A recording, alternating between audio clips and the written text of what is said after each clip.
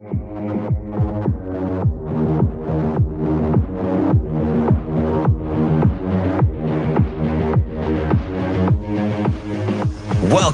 to Hurrdat Sports Radio. Castillo's pitch to Judge is line, face hit into left. That one's going all the way into the corner. 1 run scores, 2 runs score.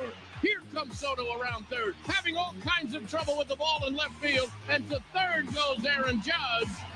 And the Yankees have blown this one wide open as Aaron Judge clears the bases. Jonah hits high and deep to right. It is sailing out of here.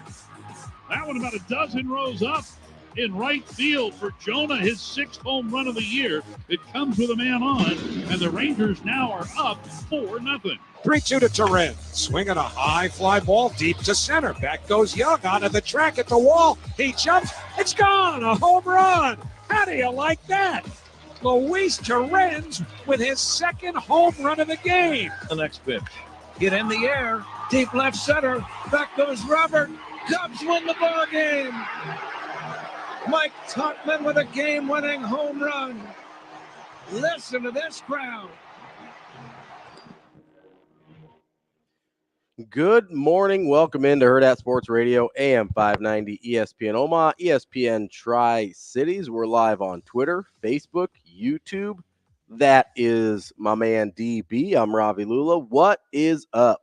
I don't know. Apparently, Shane thinks he's surrounded by Cubs fans because we always certainly get their highlights. Yeah, I mean, although they have been the cardiac Cubs here the last couple of. We don't need that though. Got a little fatty finch over there by the. How do you like that? Can you see that little finchy looking thing? By the, I would not have been able to identify what kind of bird that was. I don't know if it's a finch. I just made that up because he's got a big fat yellow belly. And it's a white, breast and a little mohawk. Is that are those the things of a finch? Oh, it looks Finchian. Is it? Do we have finch here? I don't know. You're like, wow, already it's 7:01. I know. Finchian, that's a word. Like purple. What did I say? Like purple drink? Purpler. Oh, no, more purple. What did I say purpler yesterday was? Evansville? No. Evans. I don't remember. East Carolina? No, they're not playing. I don't even recognize what we're doing. K-State? Oh, that's right. Emaw? They're playing. I don't even recognize. Yeah, I think that bird looked Finchian. I'm not. The only birds I can identify Robins are Blue Jays and Cardinals. Grew up around robins. They were all around El Dorado or wherever it is that you grew up. I grew up in El Dorado. What are you talking about? It's the only neighborhood I know that's close to Millard North. I just said that. My man Dave Machino. Like El Dorado. Yes, Dave Machino used to live in El Dorado. We got him from Hawaii. It was like legendary stories where when he first got there, we were like, oh man, I heard you throw 90. Meanwhile, the dude's like 12 years old. But he did throw hard. He had a bad back. Like real 12 years old or like a Danny Almonte 12 years old? No, he looked well, he didn't look like us. He looked like Shane, closer to Shane. He was regular. He was regular? Except he had red hair. He was great. He was like, so he was pretty tall. He was the first kid my age that didn't like get into trouble that had a tattoo. It's like not a thing anymore, but that used to be a thing. Yeah, and plus you gotta go back to the 80s. Yeah. Like if it used to be you saw somebody with tattoos, you're like, oh, they're bad news. Yeah. I thought, whoa. You just got this how good that school that you went to, the blue and silver school. Yeah. This how good their staff was. He was pretty good in high school, although he couldn't stay healthy, and he was like their 5. Yeah. What was that, like 90? It's like 90, 91, 91. It was Bartles, Shell, McGinn, Bodner, and Machino. Because they once stayed in 90 or 91. I don't back in the day. It's all a blur to me. So Ralston broke into the party, I think, in 90 or 91. One of those years, Miller North won it. Because I'm a huge and it's funny, the people that I like now that I didn't like when I was younger, like I didn't like anything about Ralston, but I'm a huge Shockey guy. Yeah, he's amazing. He's like one of the funniest people I've ever met. There's lots of people like that. I didn't think I was gonna like Dan McLaughlin. I love Dan McLaughlin. Yeah, I didn't think that. Just guys like when you're young that are so successful, it's like, oh, I bet they think they're pretty cool, but maybe they really don't. Like yeah, there's- you make assumptions about people. Yeah, there's a ton of people like that. I couldn't stand Chattel, and I love the guy. Yeah. Sometimes you just grow up, man. So Sometimes people beat your head in and they're opposing coaches, and it's okay to like them. And sometimes people write bad things about you, and it's okay for you to like them. It's okay. Hey, what's up, little kid? Tom Chattel's an interesting one for me because I know I am old too. I wanted to be Tom Chattel when I was a kid. Yeah. Like I would read his columns and stuff in the paper because I loved a newspaper. Like Me too. me too. To this day, I still kind of love a newspaper. There's just nowhere to like pick one up. So I thought you couldn't read. I can't. I just like to feel the he paper. likes the ink between his fingers. Yeah. So funny. Mhm. Getting ice yesterday because for whatever the reason our ice maker doesn't work. But I've already told some Finchian stories that aren't relevant. But I don't get the newspaper, but I subscribe digitally. Mhm. But I want a newspaper. So sometimes I pretend to be in line and I just I'll flip the papers at the gas stations and they're so thin. Yeah. But I like the headlines because I have some faves, right? Like I think I'm on record. Like I'm a huge Lee Barfnick fan. Yeah. He used to make everybody so. It's kind of like Chattel, right? And he used to make everybody so mad, and he never bothered me. Everybody. And it's like it didn't really matter what he wrote. I just felt like, man, I'm guaranteed to learn something. Yeah, mine started because I was a big nerd, obviously. Oh, that hasn't changed. It's okay. But I didn't have that much, especially back then. I didn't have access to much sports on TV. There's less access than we didn't have cable. So I would literally just like pour through box scores, especially during the summer because I was huge baseball nerd. Yeah. Oh my gosh. And so I'm just sitting there. Like I remember like I would check every day to see if like Griffey hit a home run, or I'd check every day to see, I would always check. Well, I mean, I'd end up looking at all of them, but I'd look for Griffey first.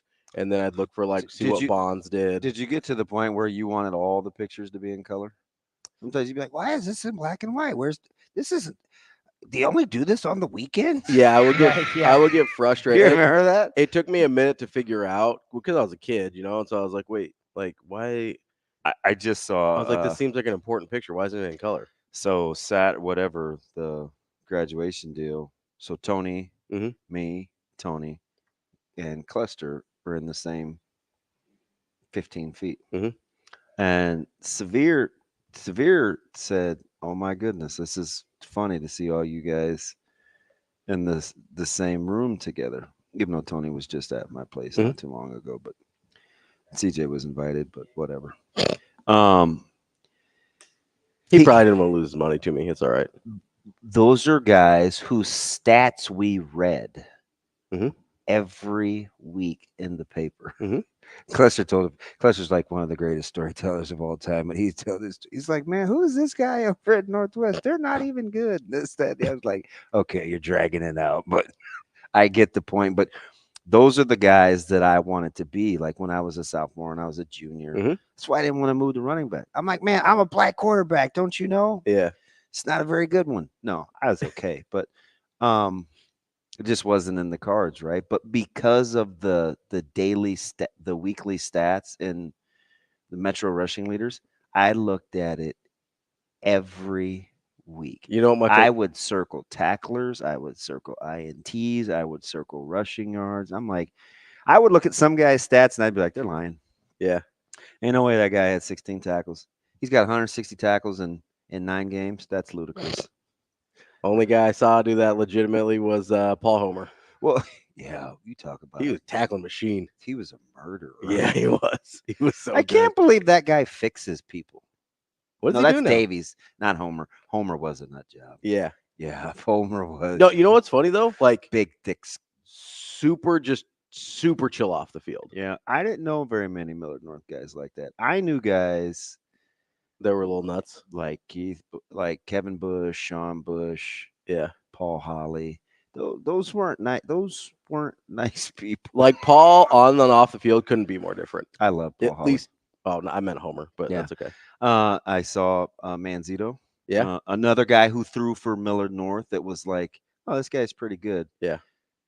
Most people's number 2 or 3, but I saw him. I went to go visit I went to go visit a young man who broke his arm over at a middle school. Oh, he's my fave. Yeah. Ended up going to prep. I'm not mad about that. Well, that's because you guys got to get your NIL operation in order, man. Dude, apparently we are. Man, God bless Coach Young. I ain't even gonna say it. God love you, man.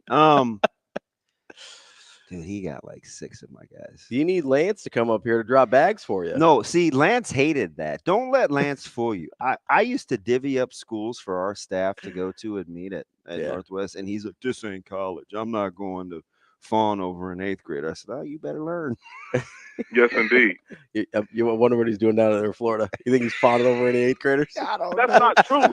But anyway, like those stats were the paper was the deal. Oh, yeah. I love, like, it is, I know I sound like old man shouting at clouds, but again, that's Simpsons reference. See, look at you. I commit. He was the learns. most ridiculous thing ever. But do you know why I committed it to memory? Why? Because somebody Sent the GIF. Yep. Yeah. Of the and it looks exactly the thing I'm describing. Dude from so that's why it burned. It is. I really miss a newspaper. Like I loved every day in high school. I would go to the library. I'd steal the sports section. Oh, you were that guy. Listen, the librarian told me I could. Man, I couldn't stand people like you. Until I had open campus as a senior, then I'd steal it from Burger King instead. When I worked at TAC for however many years, they'd have multiple papers in there, and all of them were missing the sports. I'm like, you guys realize other people want to read this too. Like, just do your thing and bring it back. Like, if you're going to take it to your class, it was your office at TAC. You didn't have classrooms, but I'll be back. Yeah, that's all they had to say, Shane. I'll be back. But I wasn't coming back. I was taking it with me. And I certainly wasn't using public restrooms, especially in a big building like that. So I was not going to check for back in the day sports section. You guys can keep it. Apparently, we're talking about birds on the show today. TK has some thoughts on finches and the finchiness or Finchonian of. What did I say? Finchin? I don't. It sounds like somebody's last name, a running back. Yeah. Carlos Finchin. Yeah. That was TK. What's going on, man? Good morning, fellas. How up? we doing this morning? What's up, Buttercup? How's Kansas suburban city somewhere out there life? Well, it's pretty cloudy right now. Yeah. And I'm fighting my dog I feel bad. He's seen all these bunnies and he wants to go get them, but I can't run as fast as he would, or I'd let him. R.I.P. to your ACLs. What's up? Yeah. They've been gone for about 3 years, so it doesn't really matter. Quickly. Yes. The Nebraska has multiple finches. The house finch, the purple finch, the American goldfinch, the Cassian finch. I think that would have been an American gold. I think that was an American. That looked like an American finch. gold. Yeah. They are pretty yellow with black accents. I think it was an American gold. Let's go, DB. TK. That's the first. That's the first nice thing that encouragement you've given me in like 3 months. What's going on? Oh, hold up. I'm very nice to you. So dramatic. I'm dramatic. I'm so nice to you. TK. Well, the way you just said that was very dramatic. So. Oh my goodness, this dude got his feelings crushed yesterday by Jacob Padilla over text, and he still hasn't recovered.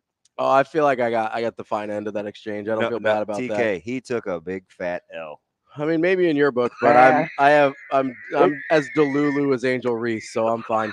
Yeah, it's okay. It's like I said a few days back. Talk show hosts and lawyers are very common for two things: like to hear themselves talk, and they often have the wrong opinion. Says the future lawyer. I don't know if I have a lot of confidence in that there, TK. Oh, man, appreciate you, TK. Very, very quickly. Yes. I know we're all excited about Jamarion Parker. I am. What DB said, he's a wonderful human being. Oh my goodness. And I hope that he stays in the class and succeeds in Nebraska. But there's the most important person in this class, potentially, is on campus right now. Who's that? Douglas Utu. Oh, yeah. The huge Dude, lineman. if they can get him, there's a good chance they get the other kid from Bishop Gorman. Yep. In the guard, you have two guards, and it is very much like the early 2000s where you have a pipeline of, Polynesian offensive linemen. Yep. And, it's a generalization, but they are very athletic. And that's what you need to be very successful at a high level on the offensive line, is big human beings who are more athletic than the other ones. TK, you just made my day because you're hitting the nail on the head as we kind of give a little bit of a preview of the show. Appreciate the call. You want to get to Out of Breath, Brian? Yeah, let's do it. Brian, let's Out of Breath, Brian. What's going on, man? You guys just breaking the mold, taking calls in the first segment. What's up, B? What's up? Hey, what we call, man, y'all gotta let us through. This OG right here. We got no clout, man.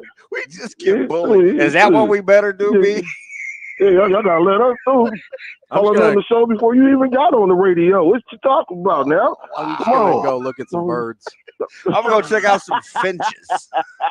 What's up, Brian? Me and TK come over, take over the show. Who needs you guys now? Come on.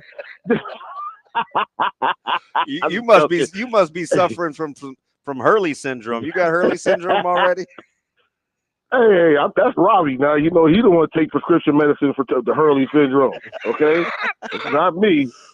Not me. I know what to do. I've cleansed myself. Hey, listen, I'm all natural. If you're the Lakers, are you paying that guy $100 and some odd mil? Are you talking about that dude in the middle? Yeah. Dan? Please don't tell me we're talking about him. Please, because my friend sent me, you know him, Verley Ross. Oh, yeah. He sent me one. He trolled me. He knows I don't like him. Okay, but I consider him one of the weakest Lakers big man center of all time. I'd rather have somebody else. Really, I think we can get by with anybody. Anybody else? Hey, I feel like the Rams right now. I'm willing to go to the grocery store and find me a Kurt Warner to take his place. That's all I have to say. But I really called because I'm watching that Chasing 3, and I feel like after watching that last night, the new one, looking at Matt Rule, I'm sipping the Matt Rule rum punch. I feel like calling him Brother Love now after after he showed how he loves. That's the type of love I'm talking about. Don't lie to him. Tell him what it is. There's only 24 hours in a day. Don't waste a minute or a word. Okay? That's what I'm talking about. He is Brother Love. I love you. That's all I can see. Every time he says that now, that's all I want to see. Hey, that's the version of love.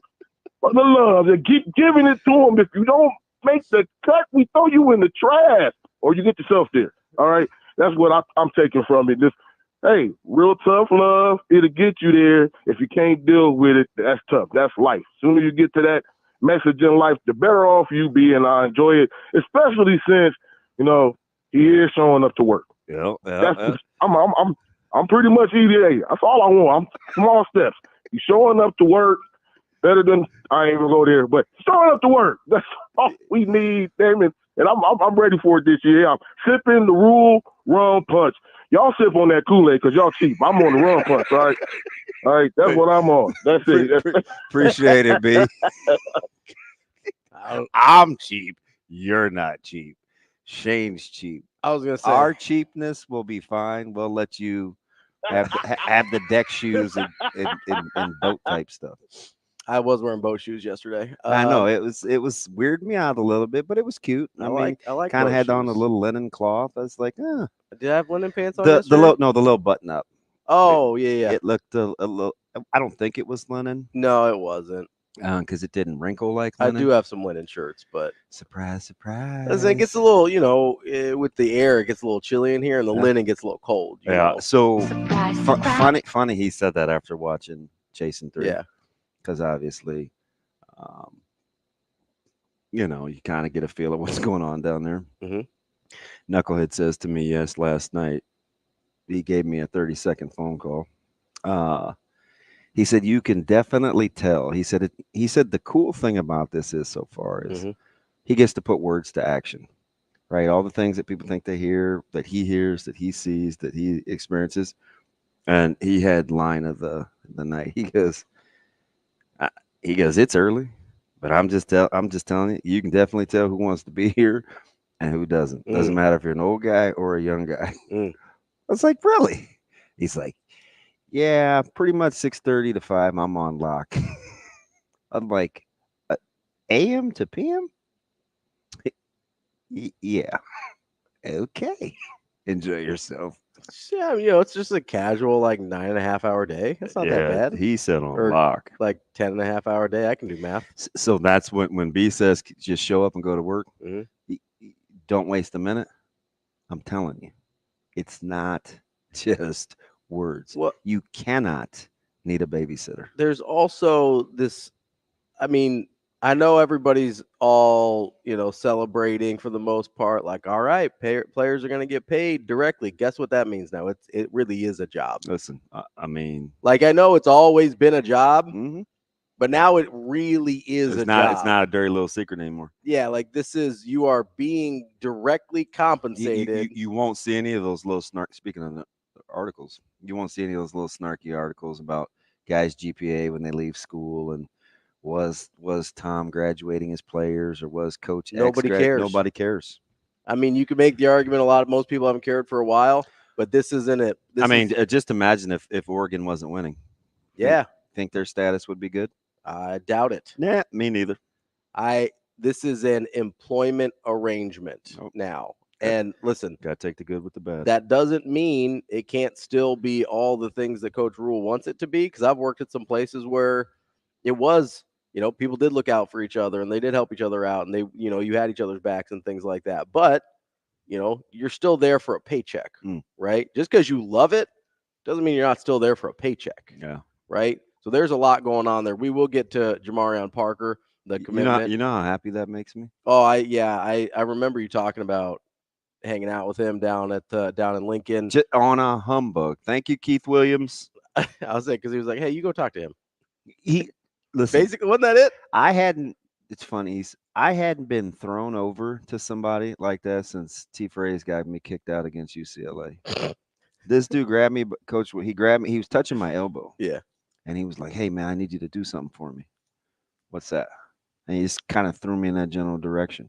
I want him around as many former guys as possible today. Okay, bud. Whatever you say, big guy. He had no idea. Like, I'm like, man, my nephew went to Ritter. Yeah. My sister's in St. Louis. Yeah. I wanted to go there last weekend, but St. Louis? Well, I was gonna meet. We're so tricky. I was gonna accidentally bump into Coach Barthel up there because we have developed a thing. He's like, yeah, I'm gonna be in. I was like, man, I want to go to St. Louis. It's like I was supposed to be there for a wedding in June, but I don't think I can pull it off. He's like, yeah, we got work to do up there, man. We got work to do. They got it done. I'll say it looked like they did some work. A dude missing almost a full year of tape. We will talk more Jamarion Parker when we come back. We will get into Dan Hurley and I don't think B had heard the news yet. Yeah. You might need to text him and be like, hey, you doing okay? It's a wellness check on my fellow Laker fans. I'm interested to see your thoughts. Yeah, I got plenty. Because you and me might be the only people in the world that don't think Danny Hurley's basketball Jesus. We'll be back with more Hurrdat Sports Radio coming up next. We will be back.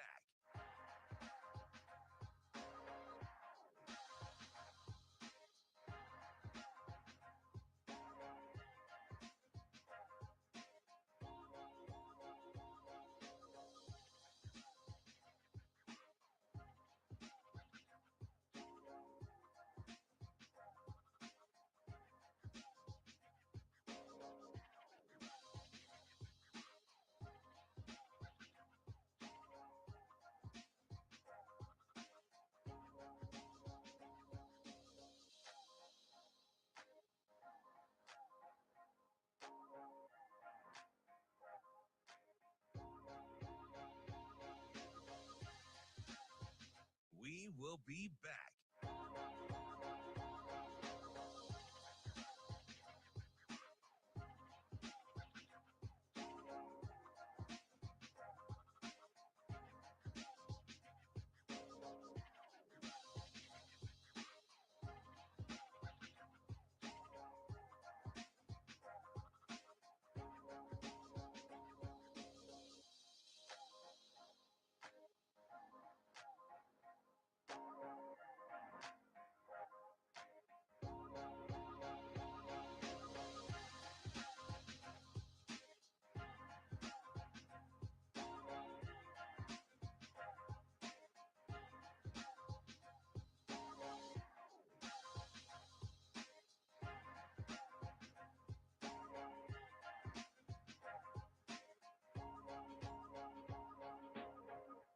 We will be back.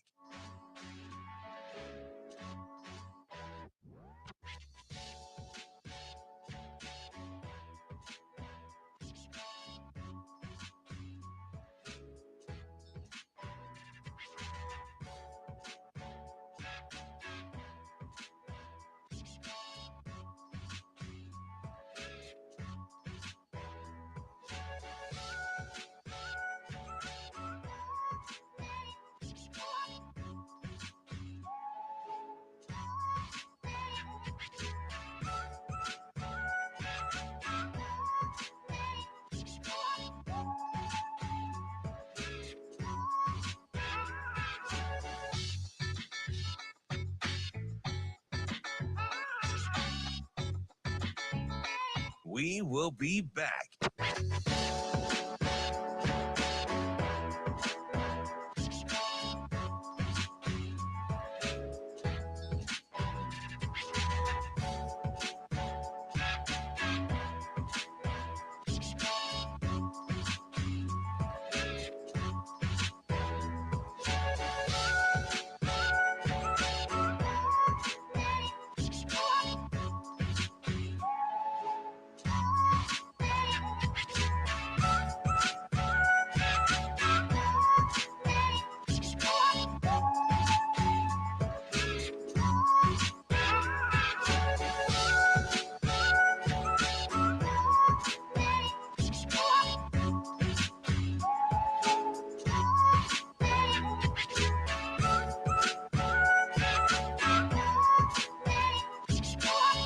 We will be back.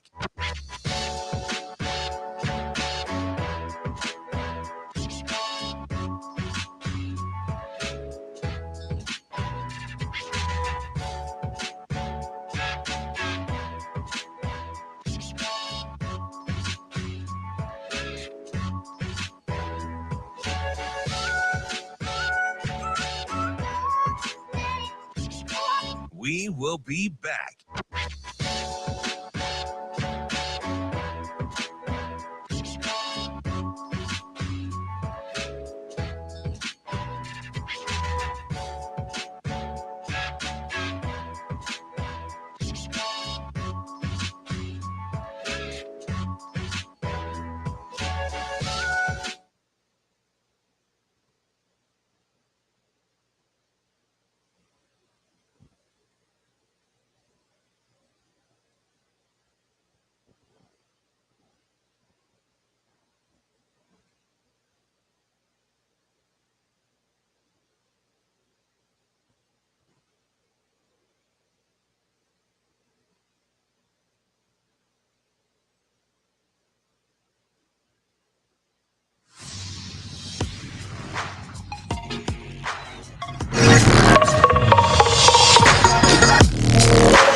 You're listening to Hurrdat Sports Radio.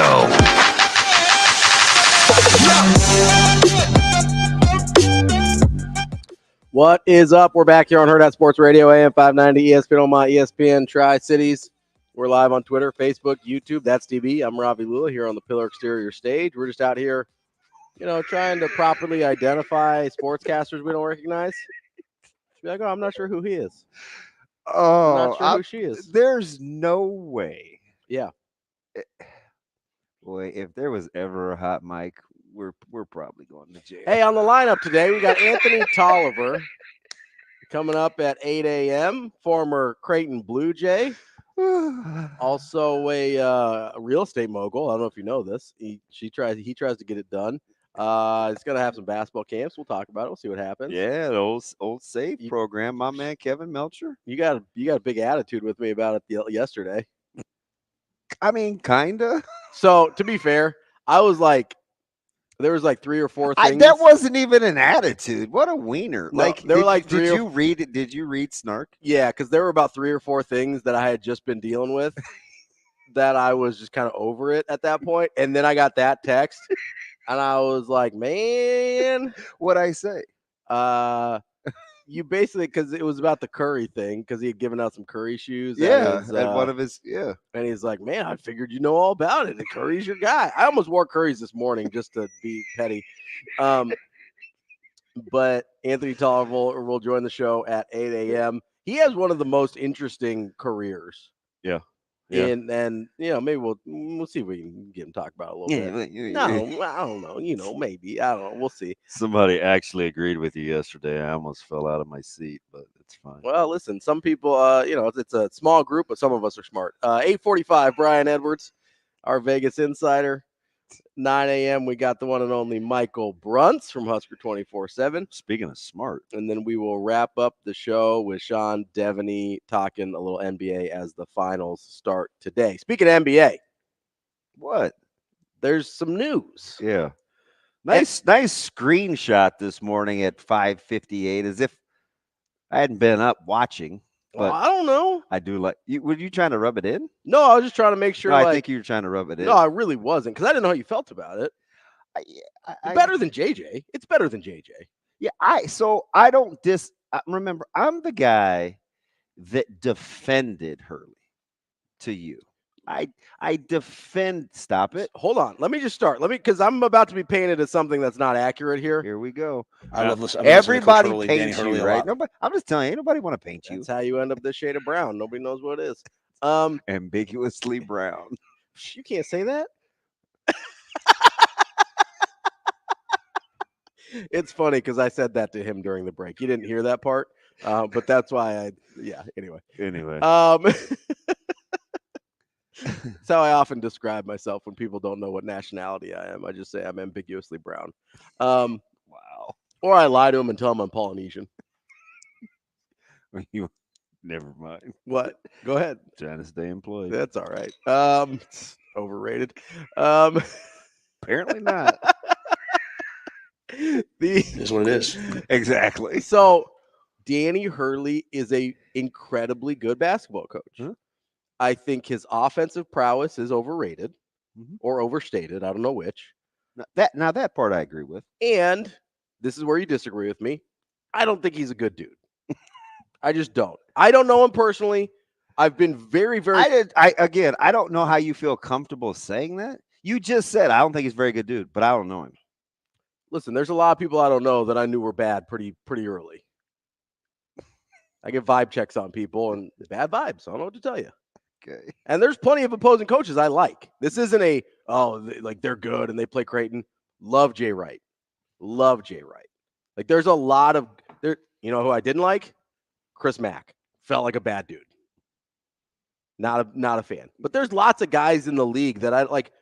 I'm not obsessed with Ed Cooley the way some people are in terms of his coaching prowess. Never got bad guy vibes off of Ed Cooley. Yeah. Right. Like, again, it's a vibe thing. I wasn't in. I was never in on.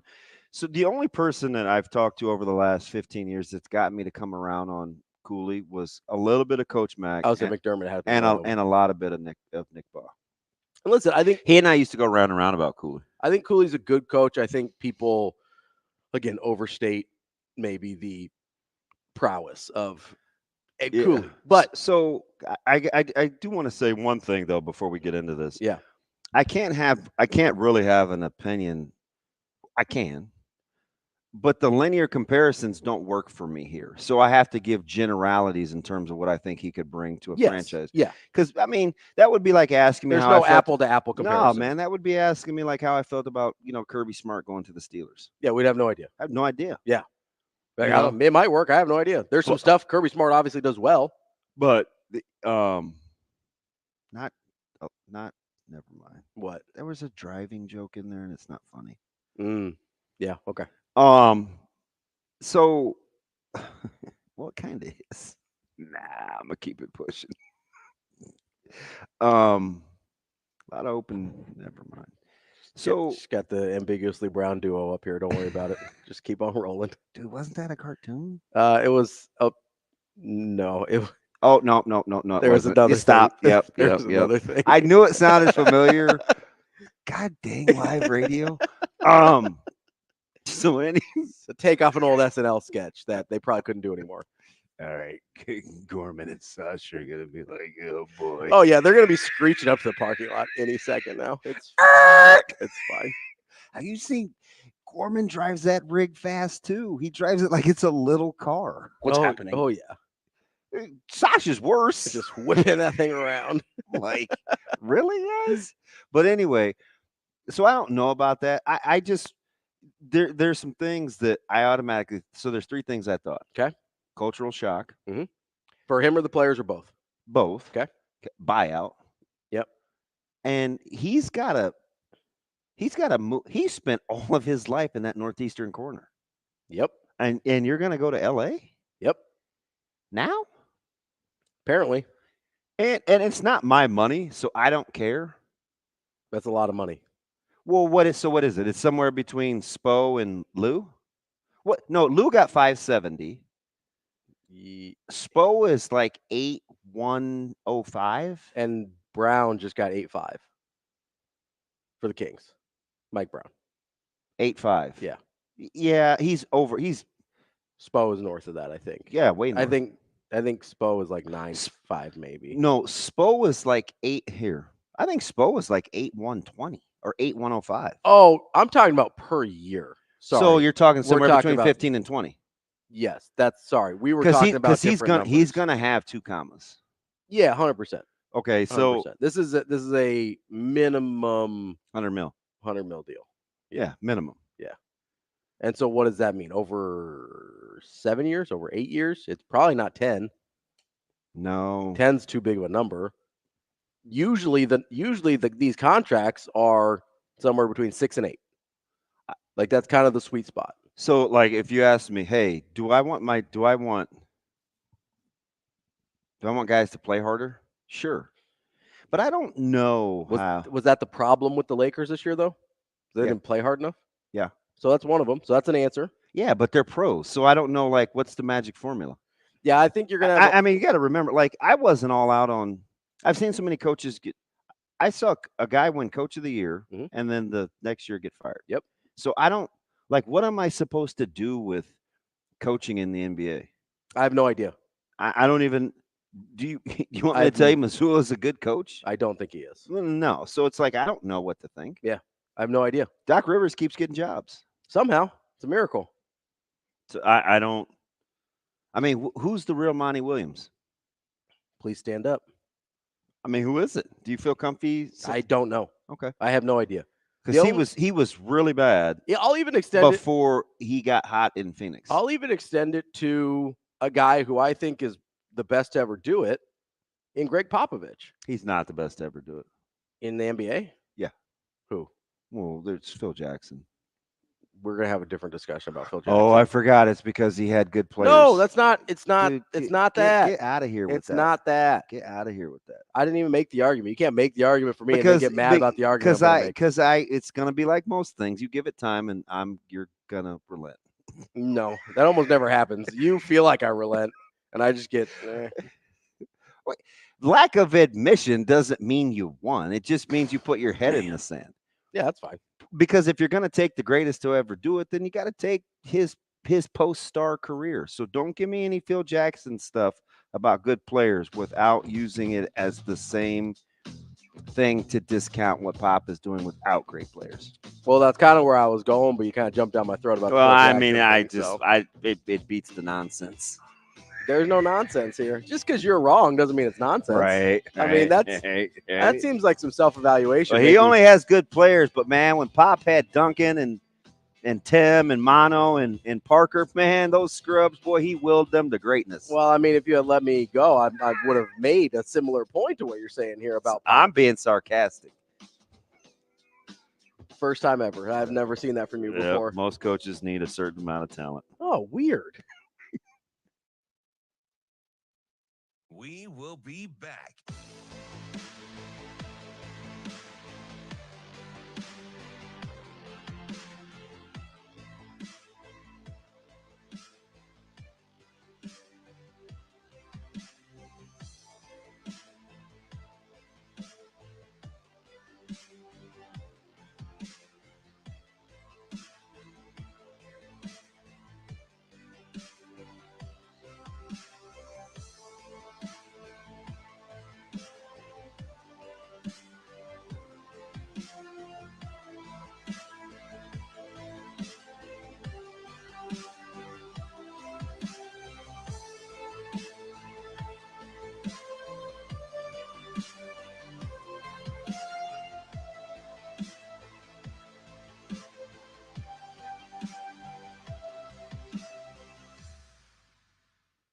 We will be back.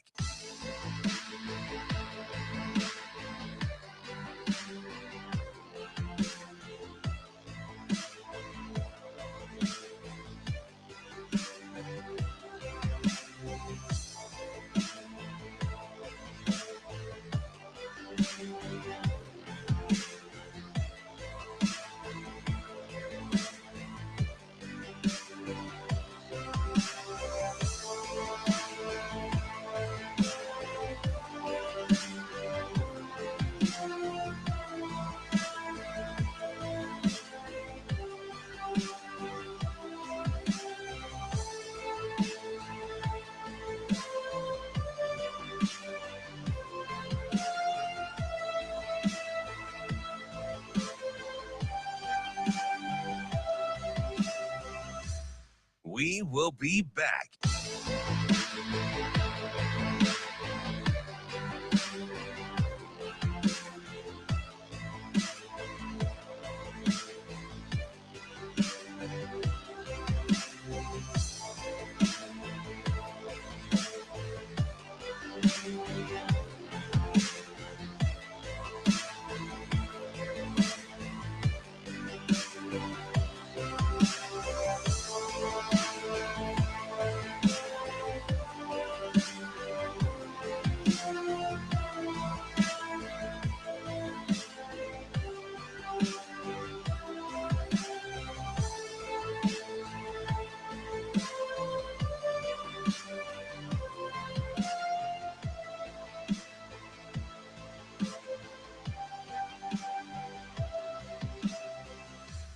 We will be back.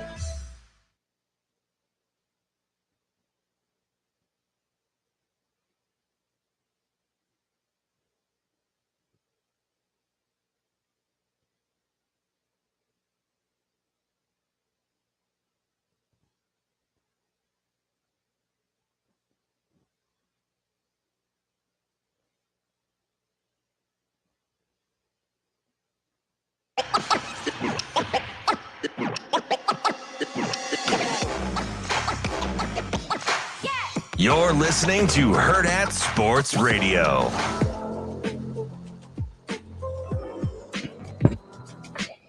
Wrapping up hour number one here on Hurrdat Sports Radio. It's a very normal show today. Nothing weird going on at all. Yeah, if you guys think we fight a lot, we do. Yeah, it's on AM 590 ESPN Omaha, ESPN Tri-Cities. We're live on Twitter, Facebook, YouTube.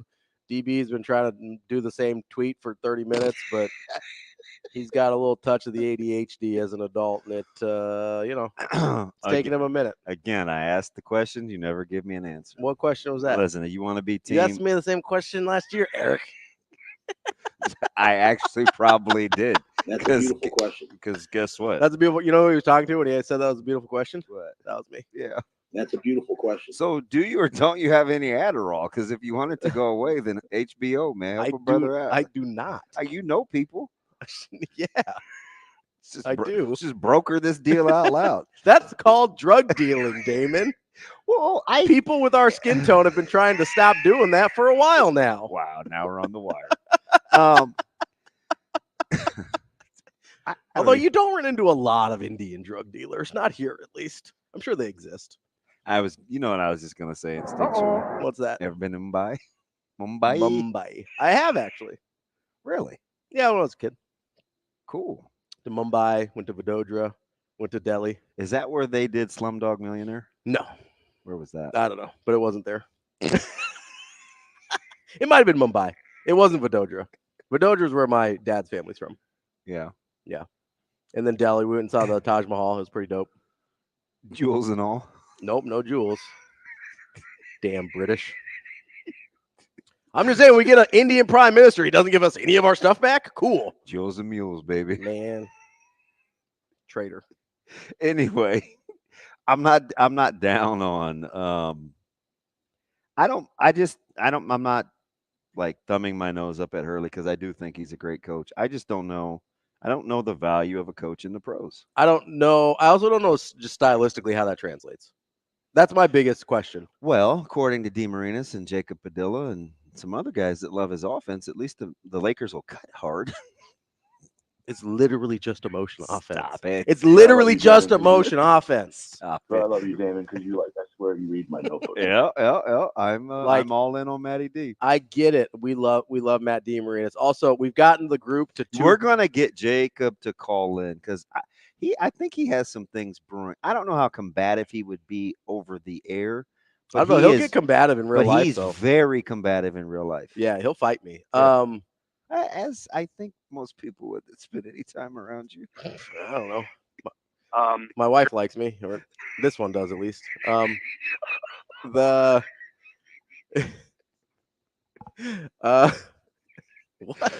Shane just puts his head down sometimes. Yeah, well, you just gotta plow on through. It's ridiculous. I'm just saying, if it's scripted, it would be the most complex offense known to mankind, but it's not. It's emotion offense. I don't know how that works. It's emotion offense. And if you're UConn, where do you go? That's the interesting question here, I think. It is very short notice. Because people are like, oh, maybe they'll get Brad Stevens. I think Brad Stevens likes his job. Yeah, I mean, he's pretty good at it, apparently, minus the Joe Mazzulla part of it all, but Ime didn't really do him any favors there either, so you know what I mean? That's other establishments' problems now. Yeah, that's not my pig, not my farm anymore. But okay, verse. Well, because you got mad when I said the other one. What? Not my circus, not my monkeys. I wouldn't say I got mad. Man, you didn't love it. I'll get my nuts. I understand some people. Are you a cartoon character? It's freaking bats. I don't think so. You didn't love it. Like, just because some people use that term derogatorily, it doesn't mean the animal doesn't still exist. If you don't love it, leave it. Like, what am I supposed to? Is not my elephants, not my circus? Then it's like, oh, we're doing Indian stereotypes now with the elephants? Like, what are we doing? What am I saying? Not my cotton candy, not my circus? What are we doing? Not my circus peanuts, not my circus? Come on. There's no failure in sports. Not my pig, not my farm. Fitz Vers, he's from western, central Nebraska. He's from 308. Like, that's where he lives. Lucky for you guys. I grew up in the circus, obviously. Poor Sasha. I haven't been able to get out. I'm still here. Just pins and needles every day. I didn't swear, though. Well, those are our other two guests from last week. That's something. You're not getting fined from what I say. You might get canceled, but you're probably not fined. I thought it was just farms and pigs. You can't say leakage? You can say anything once. Much like T.I., you can do whatever you like. Oh, man. But Dan Hurley, I don't know if he's going to be any good. He might be. I can't believe. Give us your thoughts. 888-638-4876. Are you the only one struggling with the timing? Do they realize the playoffs are starting tonight? Yeah, I think they do. Well, I don't know. They're not involved, so they might not. They may just be like, oh, I don't know what's going on. Like, why the news drop this morning? I have a theory, right? So Woj gets all of his information from executives and sources within teams that usually they're doing him a favor because he will do them favors, right? Like every once in a while. Yeah, I get how it works. Well, yeah, not everybody might. I'm sorry. I'm trying to give some context for listeners. You're not the only one here, bud. Shane. Okay. Well, because I think some people are under the impression that like Adam Schefter and Shams and Woj just are so unbelievably good at their jobs that they get information that nobody wants them to have. And that's not true. Okay. They get information that for the most part people want them to have. And every once in a while they throw them a bone on something that probably shouldn't get out. That's how it works. I'm going to go to a pencil instead of a pen because I'm going to. You gonna throw something at me? I'm gonna keep from putting this in your esophagus. Yeah, don't do that. Okay. We don't need like a Dark Knight situation with the heads on the table and. You thought I was tough? This jump will kill you. Okay, carry on. What was I saying? Absolutely nothing. Well, he touched it. That's He touched it. pretty typical. No, but so my thought this morning was, okay, what side gets something out of this leaking through Woj right now? Well, it keeps the sorry Lakers relevant. Well, I think it's more than that. I think if they're trying to close him, if they're trying to close Hurley, this could put him in an awkward spot with UConn. Yeah. Oh, 100%, especially the timing. Yes, right? And so, like, if this happens in March, like Lakers, say the Lakers were having a worse season than they were. They knew they were going to fire their coach back in March or whatever, and like they are starting that process. Or maybe they've already fired their coach already, and they start the process in March. And you're like, okay, this sort of makes sense. Or even late April or like early April. That sort of makes sense. At this point in the calendar, especially, you've got a guy like Alex Caravan that just decided not to go to the draft. Yeah. That's a tough spot if you're Hurley to go back to. I'm not saying he wouldn't, but there's going to be some feelings there, I would think, if he tries to go back to a situation knowing he's this far down the line with the Lakers, that would really put UConn in a terrible spot. And would the Lakers allow this to be breaking news since whatever 5:40 this morning and be willing to have egg on their face? Now, I'm not talking about like Louisville police willing to have egg on their face. I'm talking about no one's more willing than the Lakers. Have you ever seen Frozen? I'm familiar with the song you're referring to. Bro, let it go. I'm probably not gonna. You seem very hurt right now. You're gonna, at like almost 37, I kind of feel like I know how I'm gonna be. You asked me the same question Third last line? year, Eric. No, that's how it's gonna be. How's it gonna be when you don't know me? It's a wrong question. So if Spo is what we get, he's 8,105, right? Shane, was that the internet that just dropped? It sure was. So Spo is 8,105. Okay, I'm gonna do math here. 105 divided by 8. You're talking about 13 and change a year. He's got to be more than that, because isn't Spo a 15 to Eric Spoelstra contract? All right, let's do that because Michael Boker loves my show prep. Eric Spoelstra salary. Let's do that. How's that? Well, I think our internet went down, so that might take a minute, but we'll figure it out. Okay, so I was right the first time. He's 120. He's 119, 120. Which is 15 on the dot. Yeah. So that's why I got the 15 to 20 mil. That makes sense. You're in a. So he's going north of 100 mil. Yep. So for how many years? Probably 8. What's 8 times 15? That's 120. Yeah. No, it'll be more than Spo. My bad. You think he gets more than Spo? Well, what did Andy Reid get? Isn't Andy Reid the highest paid NFL coach? Probably. I think he's 8,100 or 5,100. Yeah, right. So he's getting 100 somehow. Yeah, but there's no way they're. I mean, maybe they are. Maybe they are. I mean, and I know but logically, people are going to roll their eyes and they're like, "Man, you just compared him to a coach that he's been in the NFL." I do, but you have to pay to make him leave. That's the thing, right? It's not paying for what he's worth. You have to pay. That's the thing. You have to overcome inertia with the pay, right? You have to get him to move with the pay. And that's where it becomes, you have to pay a premium, right? And that's where you kind of get out over your skis a little bit here, because you might end up paying, like you very well could have, and again, like you said earlier, it's not your money, so I don't necessarily care. It's certainly not my money because I don't even root for him. But it just, again, not necessary. I don't. I mean, I just don't. Well, people care more about the money the teams that they root for spend, even though it's still not their money. Yeah, it doesn't count against the cap. And I care even less about teams that I don't root for, what they spend. But you're paying a pretty penny for a guy that's never coached in the NBA.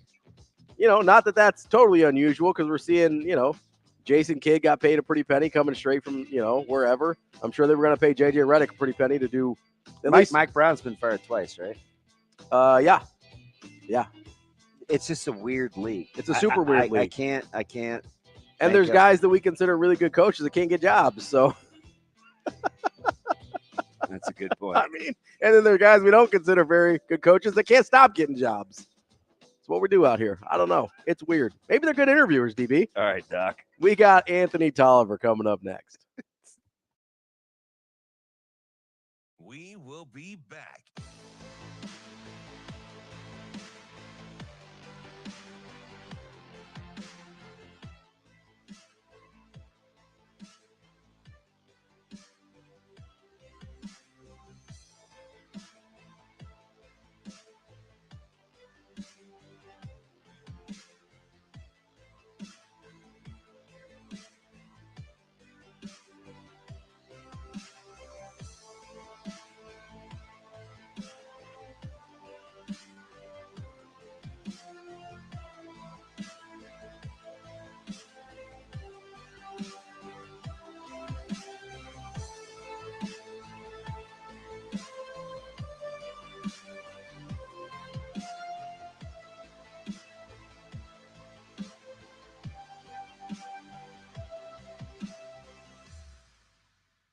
We will be back.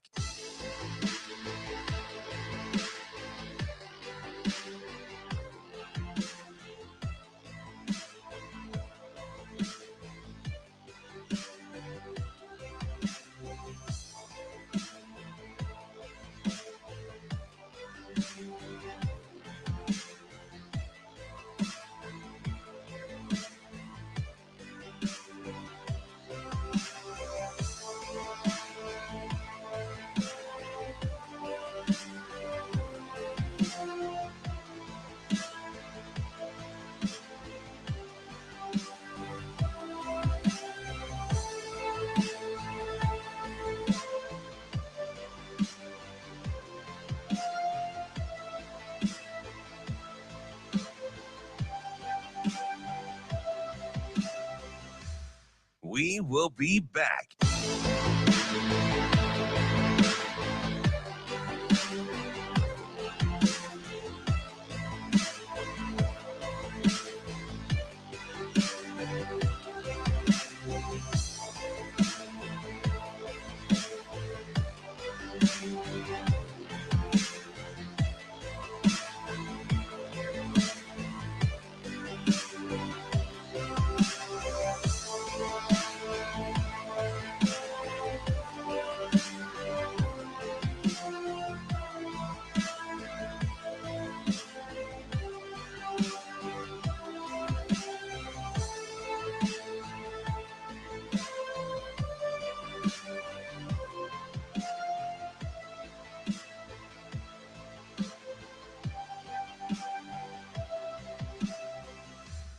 We will be back.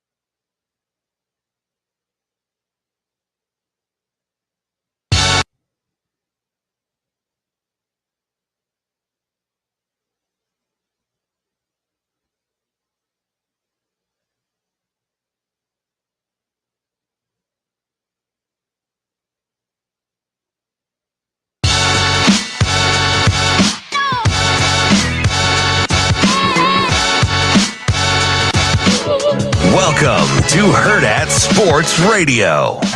55-45. Here's Tyus on the drive. Another opportunity for Tolliver. He'll lock and load and hits. A right side three for Anthony Tolliver. Puts the Wolves up 13. Up to Tolliver.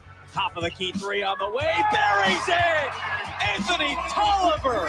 The fountain of youth. And the Blazers lead it by 3. Oh, the endless wonder. Kicking off hour number 2 here on Hurrdat Sports Radio, AM 590, ESPN Omaha, ESPN Tri-Cities. That's DB. I'm Ravi Lulla on the Pillar Exterior stage. We're live on Twitter, Facebook, YouTube. If you missed anything, which you might have missed a lot in that first hour, you can catch us on Apple, Spotify, TuneIn, wherever you get your podcasts. And you'll definitely want to... Still on. Down. So far, haven't pulled us off the air yet. You'll definitely want to make sure you download the podcast of this next segment with former Creighton Blue Jay, Anthony Tolliver. Anthony, how are you this morning? I'm doing great. How about you guys? AT, good morning, man. You got to help me. So this is the perfect morning for you for a multitude of reasons. Not only the camp and the community, but obviously the start of the NBA. But I just got to get your opinion because I'm a diehard Lakers fan. And I don't know how to, in my head, reconcile, like, you know, a coach of the year like Mike Brown getting fired twice, and he's got the big extension, and I get Spo, and there's just a lot of retreading, whatever, right? How much difference does coaching make, in your opinion, versus the guys in that locker room in the NBA? This is kind of how I've always viewed coaching. I've always viewed coaching very much so, in the NBA especially. Let's not talk about college. College to me is a completely different answer. Yep. Coaching in the NBA is super important. Super important. Once you get to the playoffs, further playoffs. Because to me, they can lose you a game.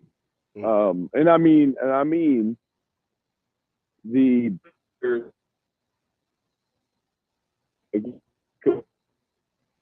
coach does not have the ability to then that's whenever coach really mess you up. But otherwise, the player is in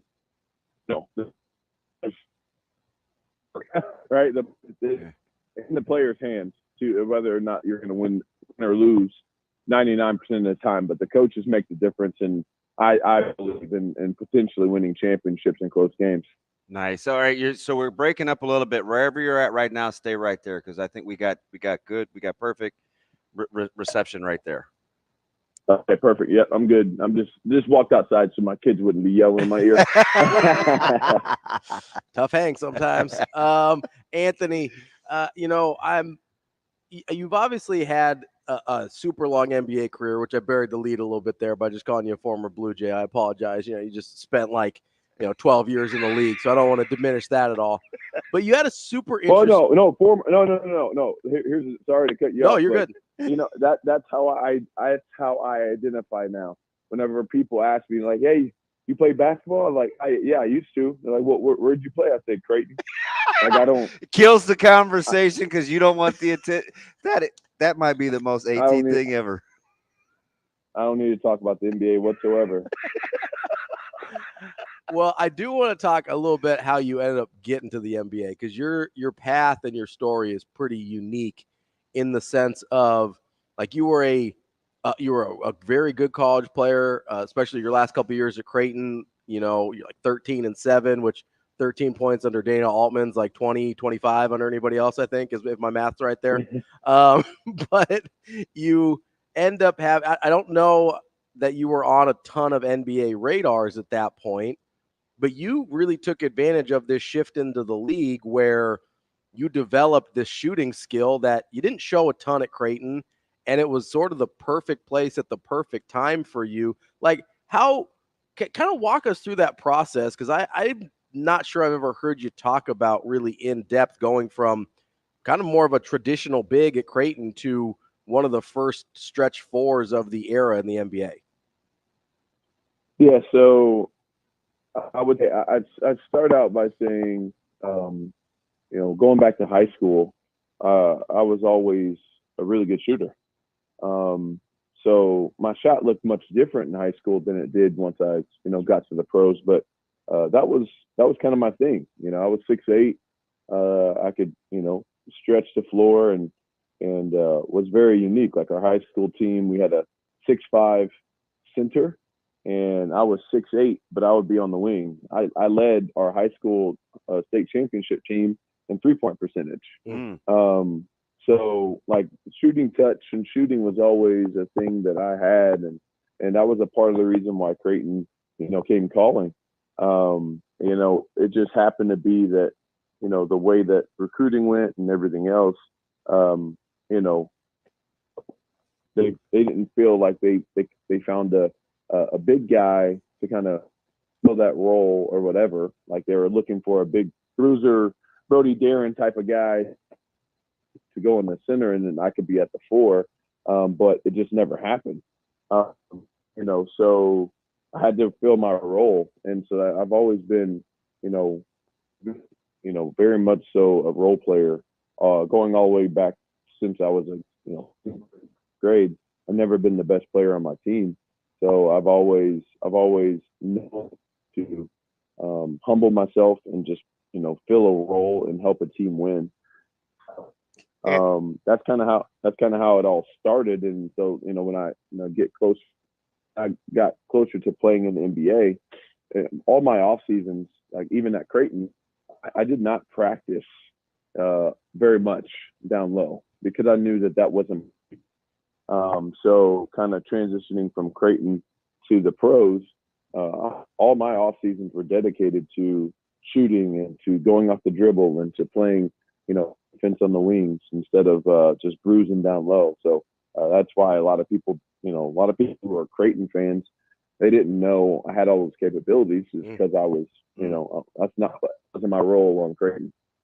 So how much of like kind of the journey, because you've been doing this for this camp for a while, and you know how I feel about Kevin and your guys' impact in the community and kids in general. How much of the way that you were raised, the way that you played, that you can hear the humility, you can kind of hear the unselfishness, even when you defer, you say former Blue Jay and not NBA. How much of that was a catalyst for wanting to pour back into young people? I think that there's some ties there. I think that that's definitely tied together. But I don't know. I think that just giving back has always been something that I enjoy. Right? It's not an obligation to me. It's a privilege. I think there's a huge difference. I feel like a lot of people who feel obligated to give back almost out of, hey, I made it. You know what? Like, man, I feel like I need to go back to the neighborhood and give back because, I made it. And I feel like I have this like guilt for making it, guilt for successful.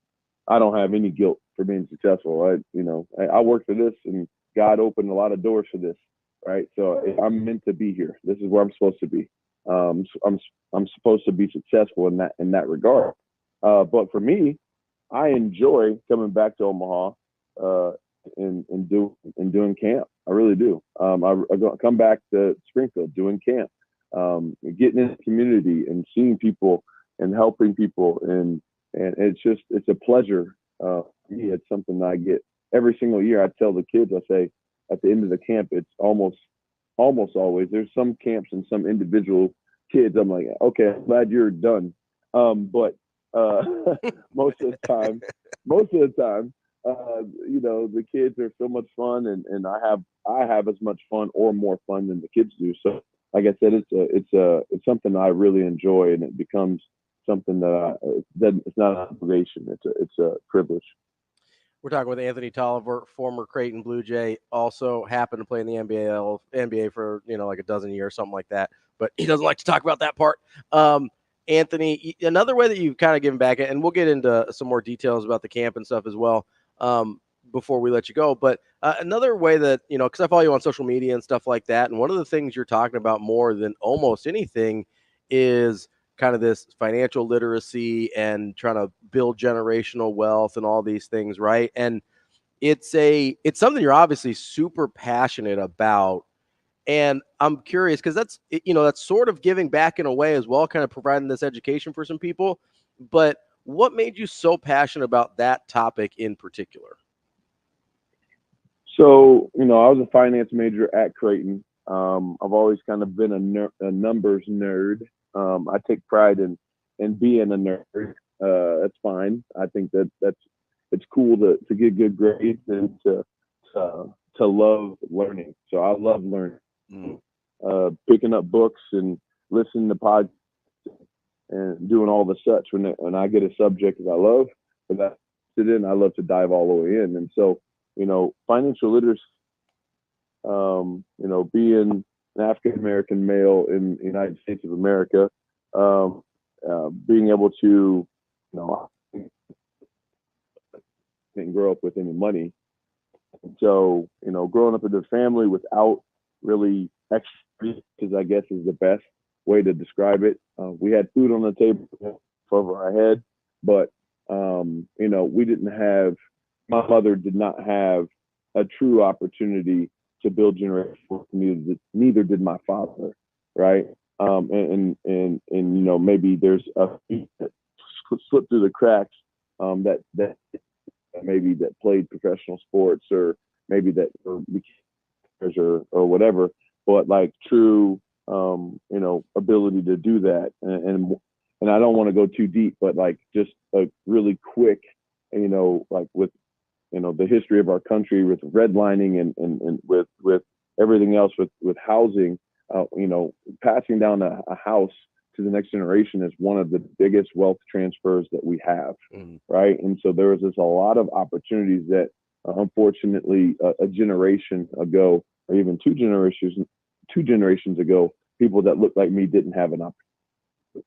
So for me, financial literacy is a way that I can give back, and it's not about to Black people; it's about giving back to all people, but in particular, Black youth to like, right? The game is here. Don't just learn basketball, football, baseball. Learn the financial game. Learn the banking system. Learn how to, save. Learn how to invest at a young age. So that you get older, and you want to start a business, you're 25 years old, actually amassed 30, 40, 50,000 bucks from stock port that you've been able to save from working and mowing lawns, right? Like it's just, there's so many different things that can come from that, so many opportunities and so many that can be open. But I'm just trying to empower people to not people to open the doors. That's kind of in a short answer. It's, hey, like open your own doors. Start figuring this thing out for yourself and for your family, so that if no one else in your family has done it, be the first. You mentioned save. Let's talk about it. Another year, another camp. You're back in the city. You mentioned doing them in Springfield as well. Let's talk about what we're going to get here in Omaha this time around. Yeah, this time around, Omaha is going to get the best. It's going to get back at Scott Catholic again. Anybody who's interested in signing up, K through 8th, it's going to be another amazing camp. I think that every single year, I say that, but I think that every single year it exceeds expectations. Every year I get better. Every year, we bring in and improve a bunch of several players from Creighton always come. This year I'm trying to get some of the women's players as well. Oh, nice. One of my good friends is Kiani Lockett's father. So trying to get her out there if she's not too busy, and maybe one or two other of the girls as well. But I'm just here, man. I'm here to have fun. I'm here to just really just pour back into the kids. My kids, believe it or not, are not huge basketball kids. They don't really like basketball that much. Like a little bit, but I'm just hungry to pour into the next generation. My camp and my camps too. That's for me. It's a way for me to really give consideration for them. Anthony, real quick here, where can people go get if they want to get registered for the camps, want to get signed up, want to be involved? How can they do that? Program.org is the website. Not only you love, you've been a part of the camp in the past or whatever. They're starting to be old enough to essentially have kids of their own that can come to my camp. It's actually kind of getting crazy. But signing kids up, that'd be amazing. But also, really big important thing we just started doing a few years ago was, hey, even if you don't have a kid and you want to bless somebody in the community, you can go on to safeprogram.org and you can sponsor a kid for camp. We've had we've had, like last year, we had over half the camp was actually sponsored. So I was able to go out into the community, North Omaha, South Omaha, and find underprivileged kids that would never have been able to afford to come to my camp. And I was able to bring them in and give them the high level instruction, right? So if you have a heart to give back to the community, this is an awesome way to do it. SaveProgram.org. Like I said, camp is coming up after the 4th of July, 9th through the 11th, I believe. And so, yeah, I would love to, if you have a kid, sign them up. If you have a kid, and sponsor another kid, because it's just a great way to give back to the local community. And Anthony, I just want to make sure you did cut out there for a second, so you can do all that, register, get involved, sponsor a kid, all that at SaveProgram.org. Is that right? SaveProgram.org. Absolutely. Awesome. Anthony Tolliver, thank you so much for joining us. We appreciate the time and everything you do for the community, and hopefully we'll catch up again soon. Sounds good. Thank you so much. Thanks, AT. Appreciate it. That's Anthony Tolliver, former Creighton Blue Jay. Also, played some professional basketball for a while. Yeah. Just, casually for kind of wove that in. decade plus. I just like his demeanor. He's super humble. Yeah, he's there's something about being, he's sort of this odd combination of like self-aware. We've talked about this a little bit before, self-aware and ambitious, right? Like you have to be pretty ambitious to have the college career he did and be like, no, I still think I can play in the NBA, right? Because he wasn't on a lot of people's radar at that point. But still be self-aware enough to be like, I'm a role player. Like this is what I do. I'm going to make it, whether it's at Creighton, whether it's in the NBA, wherever it is, as a role player. We talk about it like it's cool, right? Get in where I fit in. But most people aren't really willing to do that. Well, and most people don't realize that where they fit in isn't the star of the show, right? Yeah. Like you might be like, oh yeah, I'll get in where I fit in. But it's because you think you're the star of the show. It's really easy to want to fit in there, right? Yeah. Like it's really easy to want to fit in that number. But not to be able to pull it off. Right. Yes. Right. The desire is pretty easy to want to fit in if that's where you think you fit in. It's a totally different thing to be aware enough to be like, hey, what can I do to make the team better, and where can I carve out a career here and put myself, like he was saying, in a position to pass down wealth throughout his family, and kind of teach other people how to do it as well. And that's super cool thing. And that's always refreshing to hear, because you don't see that too often where somebody who's really good at something and like he said, he likes to dive into his passions and then he dives back into giving back to the community afterwards. It's just refreshing to hear. I am refreshed. Shano, how do you think that audio was? For the most part, it was okay. Okay. Like we had 85 to 90% good. A couple rough spots, but I think we're all right. Big takeaway, SaveProgram.org is where you can get involved. Yeah, July 9th to the 11th. Get signed up at the Scott Catholic. Jergy's always, Kaz, just the crew out there at Scott is pretty community centric. Their AD was my freshman math teacher. Really? Don Kasner? Yeah, that's what I said, Kaz. Yeah, he's fantastic. He taught my accelerated advanced algebra class. He's just a good person. Yeah. I always liked him. Every time I see him, it's just like, yeah. He probably doesn't remember me because that's a minute ago now, and I wasn't very good at math. I can't imagine he had a lot of Ravis. No, but it was Miller North, and there were a lot of people that, not a lot, but there were some people that looked like me that were better at math than I was. So, what, short and with glasses? I'm taller than you, homie. I was speaking of myself, short with glasses. I didn't have glasses in high school. I didn't have glasses until I was in my early 20s.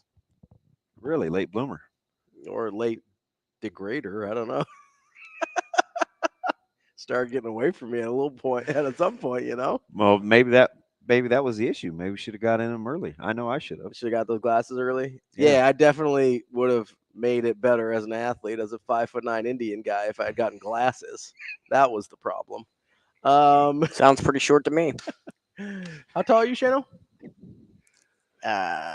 Okay. I'm just saying, in the Indian world, I'm a giant.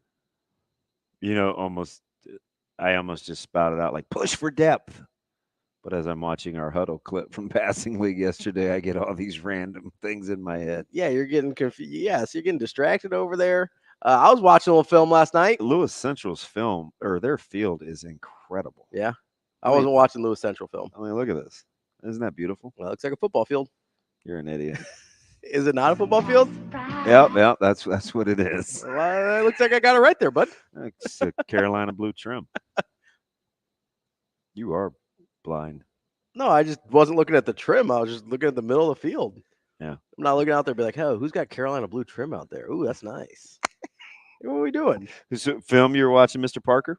I was watching a little Jamarion Parker. So he's missing a year. I told you that story, Yeah, right? you did. So we've only got about a minute left here, but I do want you to tell that story again so people get a little better context for Parker and kind of what his background is, and maybe why Nebraska is such a big fan of him and who he is and how he operates. But if you haven't been paying a ton of attention, it's June, maybe you're on vacation or something. Nebraska got a 4-star commit at the running back spot, Jamarion Parker.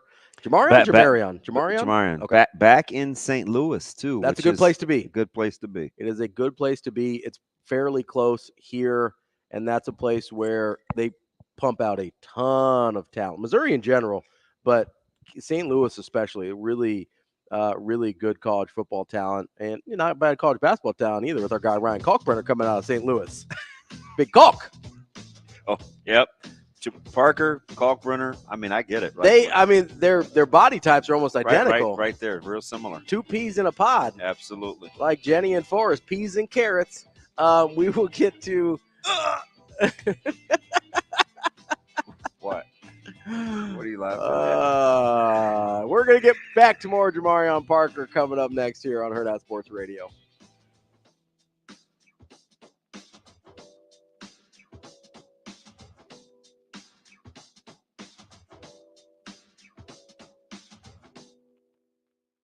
We will be back.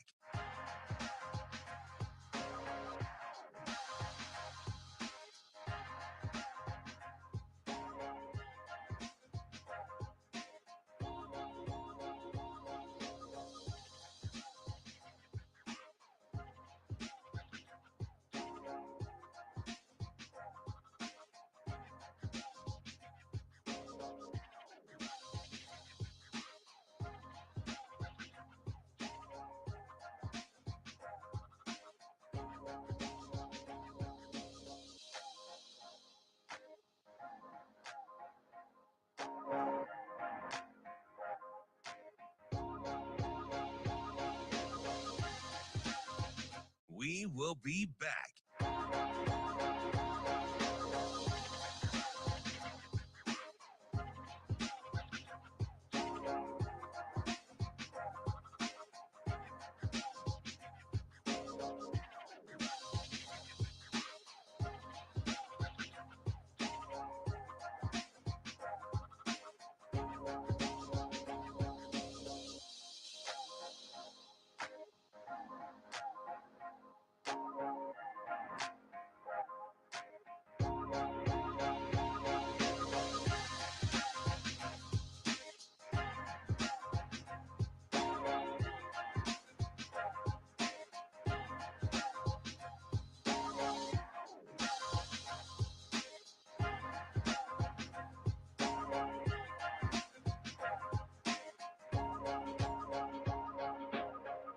We will be back.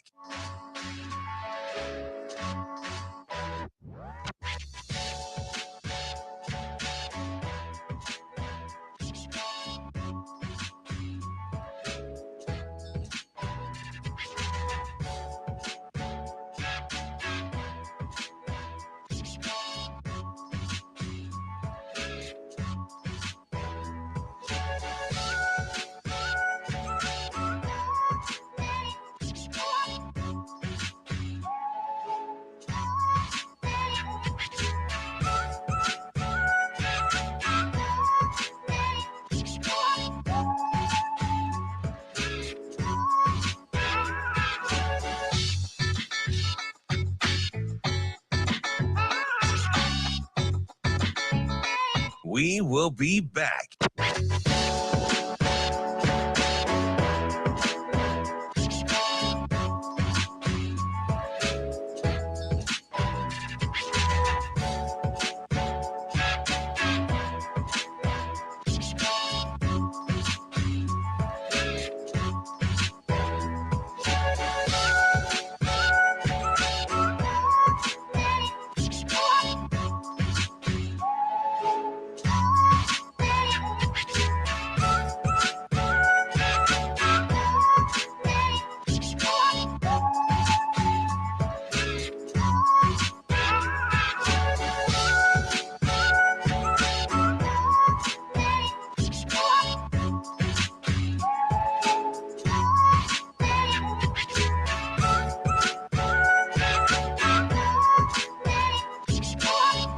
We will be back.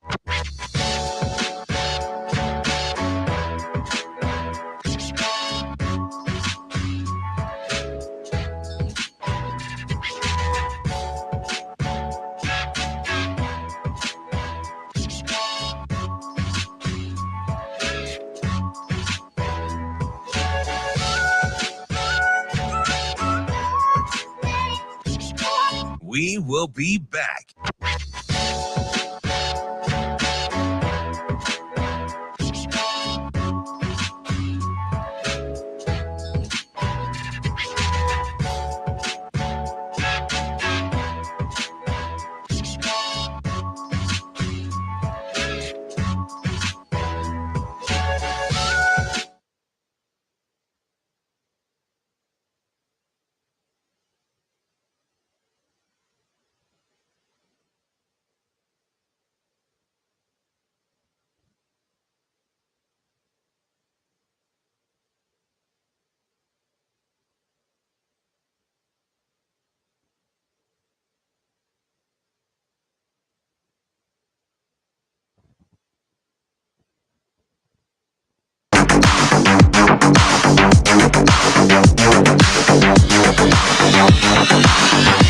You're listening to Hurrdat Sports Radio. Halfway through the show here on Hurrdat Sports Radio, AM 590, ESPN Omaha, ESPN Tri-Cities. We're live on Twitter, Facebook, YouTube. That's DB. I'm Ravi Lulla here on the Pillar Exterior stage. And we got to remind you, if you're heading into work or bebopping around town this morning, make sure you're wearing that seatbelt, because seatbelts prevent injuries and save lives, but only when worn properly. What do you got to do, DB? Buckle up. Make it click. Make it click. That's a message from the NDOT Highway Safety Office. So let's talk about Jamarion Parker here a little bit before we get to our guy, B. Edwards, at 8:45. So you obviously had a conversation with him while he was in Lincoln. Found out some... Long time ago. Found out some... What song is that? I don't know. I think it's the Beatles, right? Nope. Sounds like one of No. those guys. Don McLean. Yep. Jeez. Oh, that's Shane. American Pie. Yep. Unbelievable. Are you sure that's not Don Henley? Why do you keep saying that? I was just curious. Because I thought some song that we were talking about was Don Henley one time, and he was adamant that it wasn't, and he was right. And so now every time I just ask him if it's Don Henley. Shane does know music. He does. It's like he was a DJ or something. So did golf break back? She might must have. Must have. Nope. Swiatek's still serving, so she might have gotten to add. Oh, she got back to deuce. All right. Got a little French Open women's semifinals going on. Swiatek and Coco Gauff. But we're gonna talk about Jamarion Parker right now. Yeah. You came away super impressed talking to him. I just like him. Yeah. It's a guy that I would cheer for, and he said a couple things this is way back during spring ball, and he came up for a visit, and he talked about Nebraska, and it was just funny. He said, they're showing me the most love. Like, I think they believe in me. Mm-hmm. And those are his words, right? And so I felt like, and I said this real time during the show, I said, I know other suitors are going to come, but I felt like Nebraska was going to be in a good spot because they got to him before like word was out. They kind of stuck. Was. They kind of stuck with him. Yeah, they knew he had been out of football a year, and he changed schools. Because he experienced some tragedy in his household. Now he can speak to that. I don't know if it's sure what's out there, but he witnessed something. He had a really rough go of it there for a little bit. Yeah, and missed most of a season right in front of him that kind of derailed his season, and so it took him a while to recover from being that close to the action emotionally, and he said he needed to get away, and so he got to Ritter, and really kind of embraced what it's about. He's a 10.5 guy. They've got him somewhere around 10.4. Really in the 100. Really gifted runner. Yeah. And I think he's not very big. You know, he's lean. Yeah, he's smaller than me. Frame-wise? Frame-wise. Yeah. And so he's listed about 6 foot 190. You think that's accurate? No. Okay. Leaner than that? Or shorter than that? The 190 is probably right. Okay. A little shorter. I don't know if he's 6. Yeah, I don't know if he's 6 foot. Okay. I wouldn't. He kind of runs a little tall though. Yeah. He is a bit of an upright runner. Yeah. Which I don't normally like, but he's a glider too. Mm-hmm. He runs easy. He's an easy runner. Yeah. He gets to that edge and it's gone. Like that's what I like. Yeah. He is, and to Nebraska's credit, because you guys got to remember it. Yeah, they get a 4-star. He hadn't always been like a 4-star because he was kind of buried. And again, he's missing a year of tape. And Nebraska was in on him so early, like from the minute they got there. So when Ryan Callahan and those guys, or Vince or Keith, when they talk about their database, they got a database. Yeah. And I think them being early to the party and being so all in early was a huge advantage, because we knew other suitors were coming. Yeah. By we, I mean anybody. Me and JP, like the player. Not I didn't talk about it after staff because they never said a word to me. Like they didn't say, "Hey, how'd it go?" They didn't do any of that. Yeah, they're just like, "Hey, go talk to this guy." Yeah, and moved on. Yeah, I didn't think anything of it except for Coach Barthel and I were going to try to cross paths in St. Louis when they went and made a visit. But I mean, that's a really, really good get. And now they're going to have to hold some guys off, sure. Yeah. But if you ask me if he's a guy that doesn't really enjoy the recruiting process, which is beneficial if he commits to you early. Yeah. Because guys that like the dog and pony show a little bit, and we're seeing a little bit of that. Yeah. Right. We've seen it with I would argue with another kid that's choosing between Nebraska and Alabama. Yeah, that's a little. I mean, we could get into that because listen, again, I'm not knocking the kid. I don't know anything about him. I don't know. But you can just tell it seems like some people like the process more than others. Yeah, it's a red flag for me. Sure. But I'm not coaching. It's less so for me because I understand the appeal of it, right? Like people are showing you love, people show you wanted, you've worked hard for this, and now it's paying off. Like I get sort of enjoying it, but if you enjoy that, for me, it's where if you enjoy it too much, and certainly if you enjoy it more than the actual football, that's where it's obviously a red flag. And I have to be careful, right? I just don't want to. Just because I wouldn't do it, or doesn't mean there's not another. It doesn't mean you can't still love, be productive and or be do what you're successful. doing. And, yeah, I just always try to limit the distractions because at some point you got to settle in. So and it's a little harder to settle in when you're sort of enjoying the ride. Yeah. But anyway, like back to Parker, it's just he was animate. Like he just said, and I could typically get a good feel for that. That's why, I was telling some guys a couple weeks after that, I understand he's going to have suitors, but I think Nebraska's in a really good spot because I listened to his heart. And I think he's one of those people that wants to be in an environment and in a culture where it's not about, as my man DJ Rezak would say, it's not about pleasing, performing, or perfecting. It's about, I think they're invested in me for me. Like this is who they are, and they want to see me as like a whole person. Because he kept talking about that. Yeah. He's like, and he said, it's like, they showed me love before people thought I was good. And I was like, really? Like, and it's hard to go back and track the ascent of like his star rankings. And it is. But it seems like he was pretty good for a while, even though I knew he was missing some tape. He missed the season. Yeah. Well, and I had seen how that had affected some, right? I mean, that was right in our very own household, right? It's one of the things that was held against Caleb with no junior tape. No junior tape. Yeah. Except for when he just, tears up a state championship game, not a big deal. Jeez. I mean, just like a casual zero conditioning, like what was it, 3 interception, 12 reception game? Like, I don't know, just whatever. No big deal. He probably should have taken that second one back. But anyway, think that's where the conditioning came into play after not having Back in practice. the day. Not having practice for 10 weeks.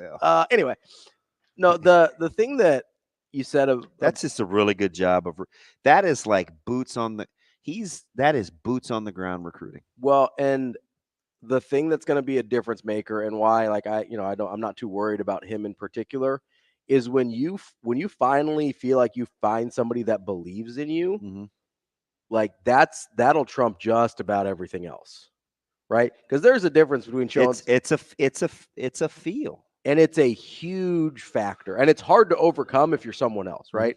Like if you get the sense that somebody believes in you early, it creates sort of a sense of loyalty to that person or program or whoever. And I mean, full disclosure, I've experienced some of that doing this job in radio, right? Where I'm somebody else and you just never, I'm somewhere else, right? You just never really get the sense that they believe in you or want you all that bad. And then you move somewhere and you're like, oh, that's what that feels like. Right? It's a whole different deal. And it does make a huge difference, not only in how you feel about that place, but it also makes a huge difference in how you perform and play. Yeah, I tell people all the time, especially young people. I'm just having this discussion with a couple of middle schoolers that I'm trying to transition. They're at other schools. They're not coming to Westside, but they're just young people that I care about. And I'm like, DB out there recruiting again. It's hard to give something you don't have, right? So it's hard to give grace when you've never received grace. It's hard to give love when you've never felt being truly loved, right? So you're just trying to build those skill sets that allow you to be sensitive to what's going on around you. And he's definitely got it. Like he needs and feels being connected because he knows what that's like through what's happened with his family. Yeah. So he knows what it feels like when he gets and it. he values it probably more than most. 100%. That's DB. I'm Ravi Lulla. Brian Edwards coming up next here on Hurrdat Sports Radio. We will be back.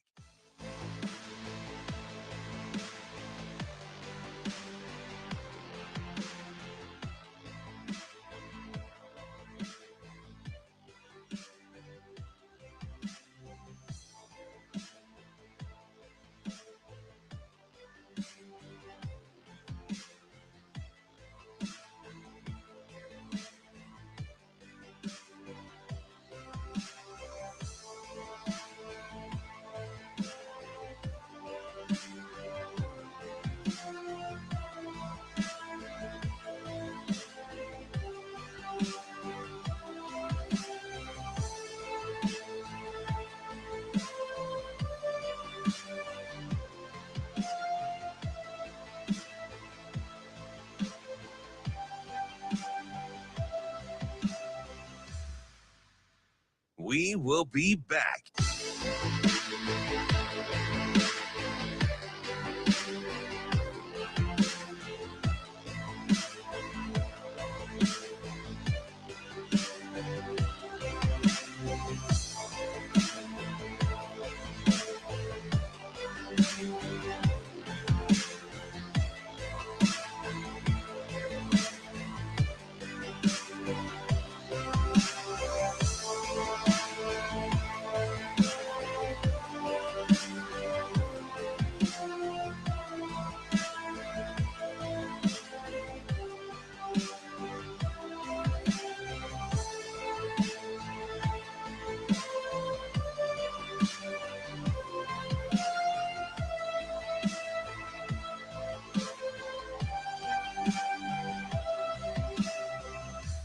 We will be back.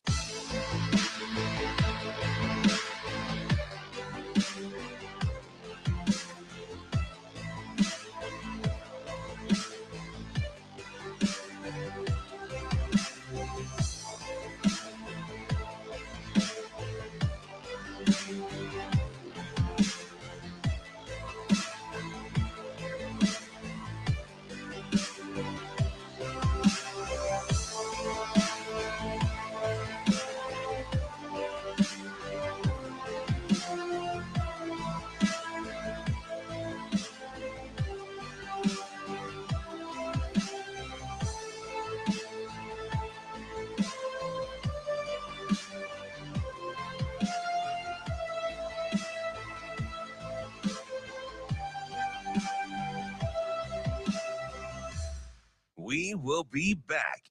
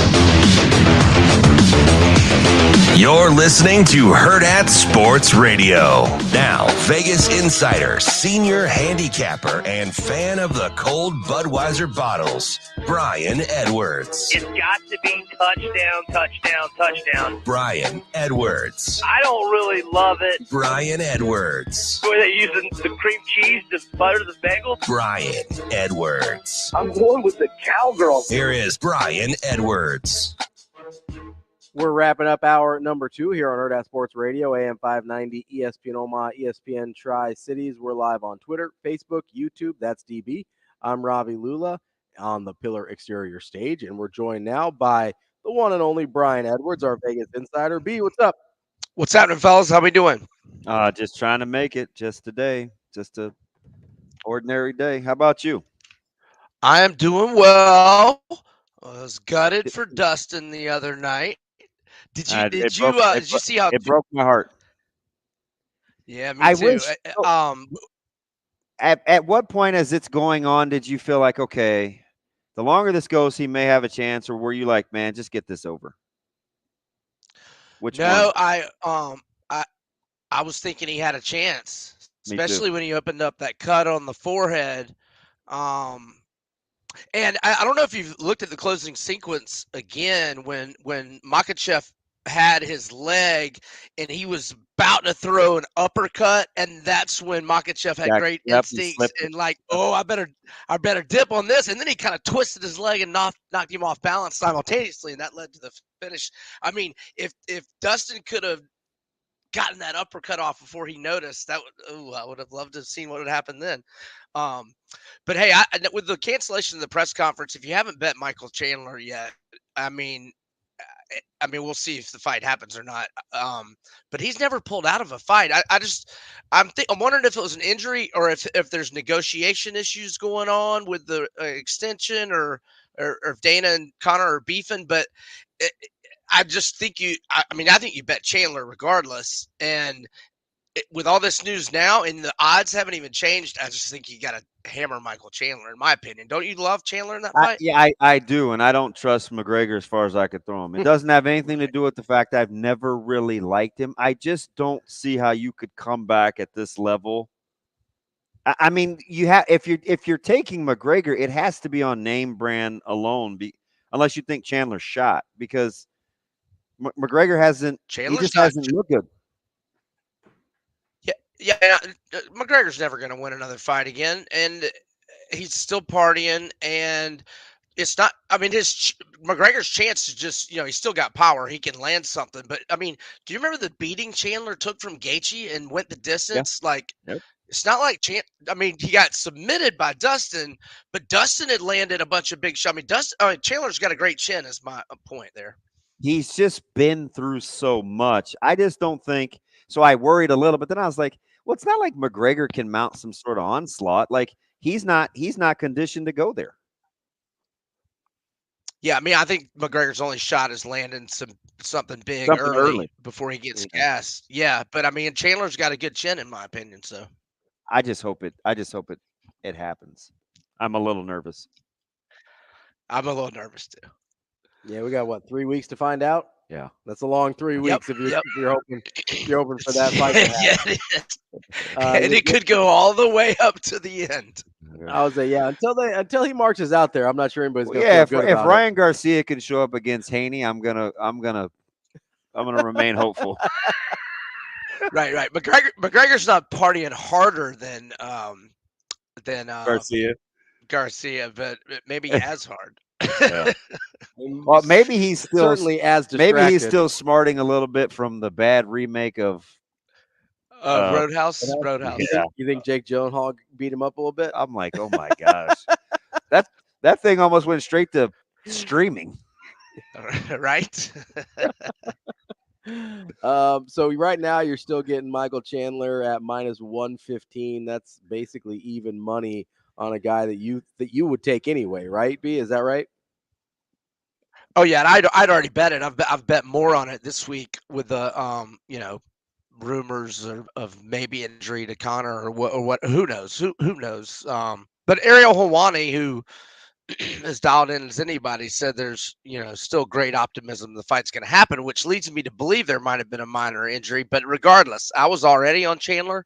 I just think if you gamble on UFC, if you haven't bet Chandler yet, I just advise you to do that.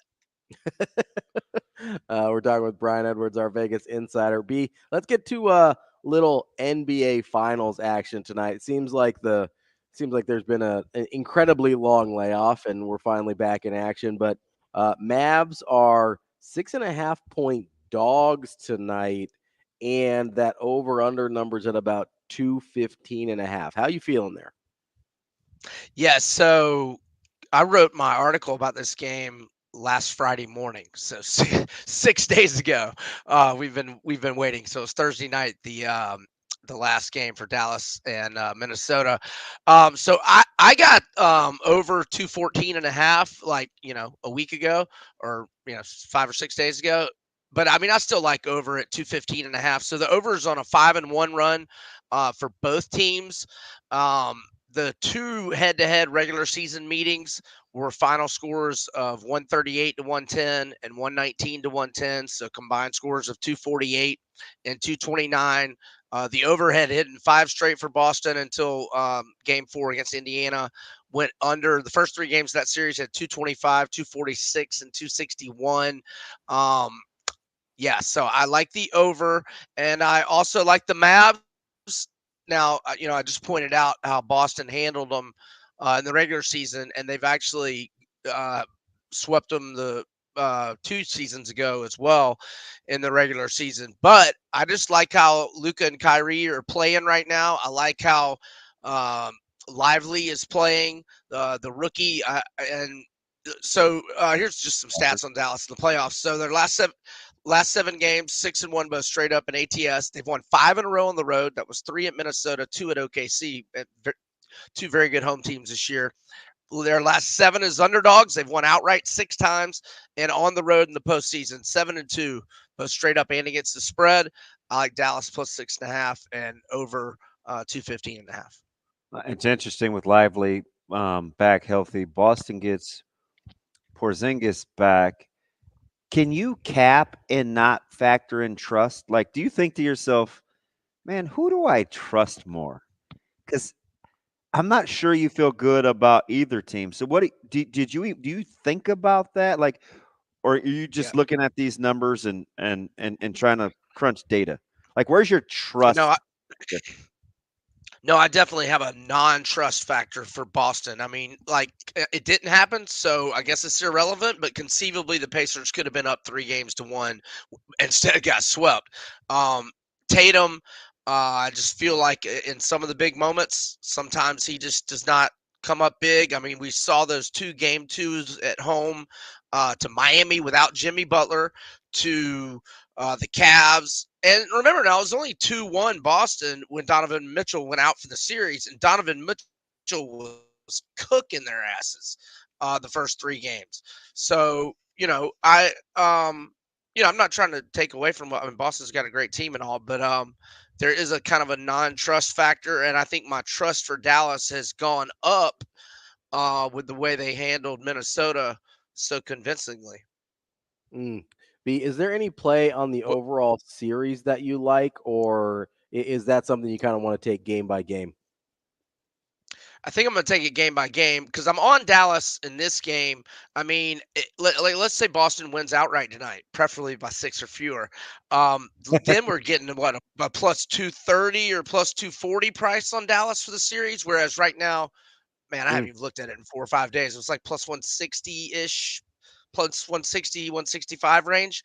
So Yeah. if Boston wins tonight, but it's close and Dallas covers, maybe I consider getting on Dallas for the series at a, plus 220 or what. I'm not sure exactly where it would go, but I just a little reluctant to take Dallas for the series at only a plus 160 price going into it. When you're so for these conference schedules, when you're looking at win totals, and I know sometimes you have to like tie up a certain amount of finances. How do you decide like kind of how to break down your win total, like your pool, like what it is that you're willing to play? Yeah, if you know it's so going to be committed. well, the only two I've committed to so far are the Ole Miss over, which I think we talked about a few weeks ago, and now I'm letting y'all know I'm going Missouri over 9.5. Which is a small plus, plus 120. And for Ole Miss, for Ole Miss and Missouri, their schedules just work perfect. So first off, I only think Missouri is going to be an underdog twice this year. Right now at DraftKings, they're plus 8.5 at Alabama, and on October 5th, they're plus 4 at Texas A&M. And they get 2 weeks to prepare for Texas A&M, whereas A&M is going to be playing its sixth game in 6 weeks and is going to be coming off a rivalry game against Arkansas the week before. You look at Missouri's schedule, their first 4 games at home, they should be favored by probably at least 17 in all 4 of those, and then they get the 2 weeks to prepare for A&M. But even if they lose at A&M, after that, they've got at UMass. I think they're better than Auburn and will beat them at home. I think they'll lose at Bama, but after Bama, when I said they have 2 of their 3 hardest games, they have 2 weeks to prepare for 2 of their 3 hardest games, and the opponent doesn't. So the second one, besides at A&M, is Oklahoma at home. After they, I think, will lose at Bama, they get 2 weeks off to prepare for Oklahoma, whereas Oklahoma will be playing its 5th game in 5 weeks. And that game's at Mizzou. And then their road games in the SEC at South Carolina is kind of a retooling this year. South Carolina's win total is only 5.5. And at Mississippi State's complete rebuild. And then Arkansas at home. So outside of Oklahoma and Auburn, where they're -4 to Oklahoma right now, I would say they'll probably be at least -7 or 8 to Auburn if we were doing it right now. And that's, I mean, they should be favored. I mean, they're not going to be double digits at South Carolina, but I trust Brady Cook. They've got 8 starters back on offense. Are we low on time? Or we still got a second? Luther Bird and Theo Weiss, the 2 best receivers. Now they lost Schrader, the running back, but they did great job in the portal. They got Marcus Carroll, running back from Georgia State. He was 10th in the nation in rushing yards last year. They got Nate Noel from App State, who's got 3,074 career rushing yards, 5.7 yards per carry average for his career. And they did good in the portal. They got an O lineman from Oklahoma who started 5 games as a true freshman and did not give up a sack. They got a 4-star transfer at corner, Toriano Pride from Clemson, to replace Rakestraw. And they did good in the portal. I like this team, and the schedule is beautiful for them and Ole Miss. That's Brian Edwards, our Vegas Insider Beat. We'll talk to you again next week. All right, thanks, guys. You'll have a great weekend. Thanks, B.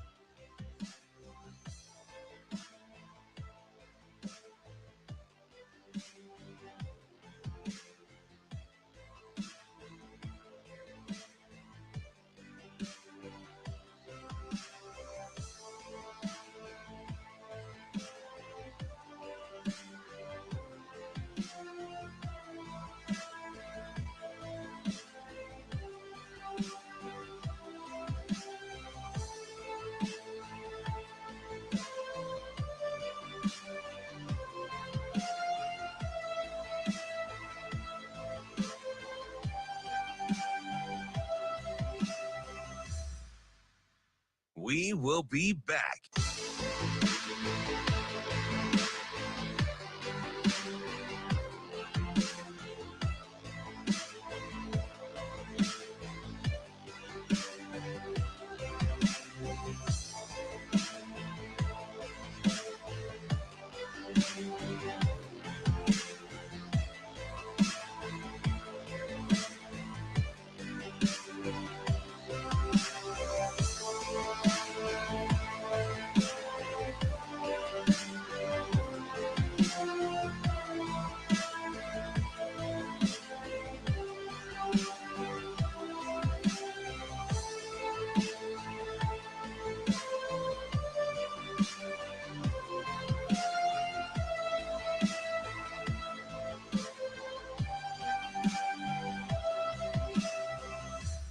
We will be back.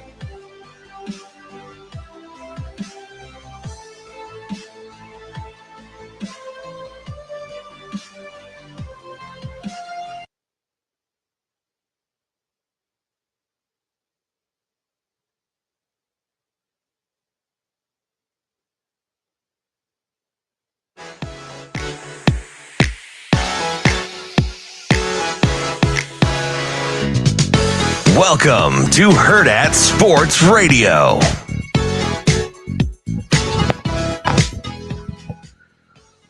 Kicking off hour number 3 here on Hurrdat Sports Radio, AM 590, ESPN Omaha, ESPN Tri-Cities, KFOR in Lincoln. That's DB. I'm Ravi Lulla here on the Pillar Exterior stage. We are joined now by one Michael Bruntz from Husker 24/7. Bruntsy, what's going on, bud? Not much. How you guys doing? Well, hello. Welcome back to the world of the living, man. How was the break? It was good. It was good. I'm happy to be back. Got a little breather. So, yeah, no complaints. You just came back to some 4 and 5 stars on campus and a 4-star committing. I mean, no big deal, right? Yeah, that and like I don't know. There's like I feel like the sports takes like got worse when I was gone. Like, and not because of me, but I flipped my phone on and it's like there's like a lot of like WNBA on WNBA crime going on in my timeline, and I was really confused by the whole thing. Yeah, well, we're guilty as charged because, man, I kind of had my feathers ruffled too, so I apologize. No, you're fine. I probably spent at least 2 segments talking about it. I was more mad at the media than I was the WNBA. Although the WNBA, it would be nice if they would embrace having a superstar. You know what I mean? Yes. And also, somebody is coaching the Lakers next year, it appears, and that changes by the day. Yeah, that's what else I've learned. I'm not. So I just wish I knew how to take what a good coach means to an NBA team. We tried to ask Anthony Tolliver this morning, and he kind of broke it down into it kind of matters the most in playoffs than any other time. But I don't know what to think. That'd be like asking me if Kirby Smart went to go coach the Steelers. I don't know. I mean, is that good?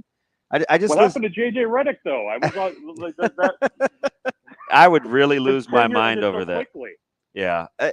So what's funny though with this whole coaching thing in the pros, this whole Micah Parsons and Zimmer thing is hilarious, right? Like Parsons says, yeah, I've said 20 words to Zim. I know he's coached a lot of good players, but he's never had a Micah. Can't wait to sit down. Like it's kind of passive aggressive, right? And Zim's response was, well, we're going to do this my way. And I'm like, is that really how coaches do it in the pros? Is that it just seems I don't know the value of coaching in the professional ranks. it's probably different sport by like it feels like the NFL is probably a little bit more important, right? It Like, appears that way. And it maybe I'm wrong, but the NBA always just seemed like it was more about managing egos than anything. Like it's and I would guess that Major League Baseball is similar to that as well. You know, like it doesn't necessarily run itself, but it feels like there's a little bit less of the fingerprints on everything, every game. You know what I mean? Yeah, I think I'd push back a little on the NBA just because he's an NBA honk. No, I think there's way more scouting during the regular season that goes on. Like, I don't know how much coaching in terms of player development and stuff like that actually happens, but I think there is a ton of scouting, especially other teams' offenses, to try and come up with game plans and things like that. But, you know, if you're a player development coach, which that I think is one of the things that Hurley has been best at, I don't know at the professional level how much time the head coach has for that. There's other people on the staff that I don't do know. that. I mean, do you want him to get a bunch of young guys or like? I mean, not if you're LeBron, probably, right? Well, LeBron's almost done. Okay, but if you're the Lakers, you're trying to get another one with LeBron, right? Like that's probably your goal here. Yeah. So maybe like that's where Hurley doesn't necessarily like if you got a really young team, like Hurley would make a lot of sense in like Oklahoma City, right? Yeah. Bunch of young dudes, develop them, you turn them into something. I mean, his roster at UConn, I think, is older than Oklahoma City's roster, but so I would just push back on the NBA a little bit there. That's all I'll say. But I agree that Major League Baseball managers don't do anything. Yeah, that's fair. I am like so far out on the NBA. I'll go with your premise. It sounds good to me. Oh, it's certainly not like the Mariners and A's at the Coliseum or anything. Well, I'm out on that too. I'm done with that. As are most people. Well, you got a split so far. Like, are you already fast forwarding to Toronto or what? Well, they're the A's are a plucky little group. But yeah, I don't know. I'm kind of I haven't really been all in on this season. So there's that. I got my cell T-shirt. That's about as in as I'm getting on the A's. I think that's a good plan there. Yeah, Michael Bruntz here for not trying to make it 2 in a row today. I mean, listen, you're not. I feel like you kind of have to emotionally hedge for yourself a little bit there, where you don't want to, get too involved in somebody like the A's. Bruntzy, how many questions? Well, you've been gone, so maybe none. But how often do you feel like you have to answer the question, what should Nebraska's baseball program be or expect? Frequently. Yeah. Basically, yeah. I don't know.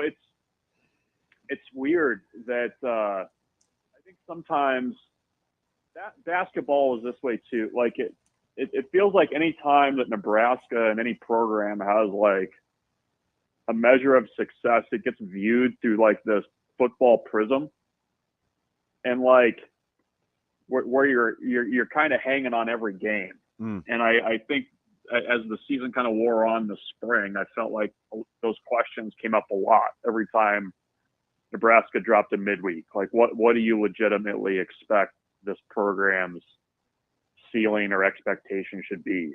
And I don't know that I have a good answer. I have an idea. I don't know.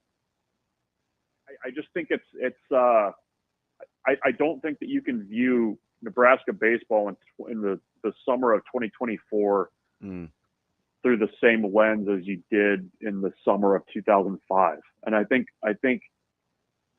that's hard for some people. Okay, expound for me. Just because of the landscape of college baseball, the television money, NIL, moving from the Big 12 to the Big 10, capturing lightning in a bottle, like what? Help me. All of it. I mean, I think. I mean, you kind of went down you went down my list. No, but I mean, like, you're in a significantly different conference. I mean, the last time Nebraska was in the College World Series, the Big 12 had 3 teams in the College World Series. Baylor, Nebraska, and Texas were all there that year. And you're in a league that, for better or for worse, you're kind of you're kind of who is in your backyard, right? Like you're not necessarily the company that you keep, but you're kind of in that neighborhood. And, you know, I think, you know, the game to me has felt like it's moved much more, you know, to an SEC dominated landscape than it has been in the past. I mean, I'm not saying that you lessen the, you know, the expectations, and you should by all means be able to line up and beat Summit League teams on Wednesdays. But I just think it's a much more nuanced conversation about kind of what the expectation is. And I think too, you know, the university kind of needs to figure out how all in they're going to be on it from an administrative point of view, because I think that's an important piece of it.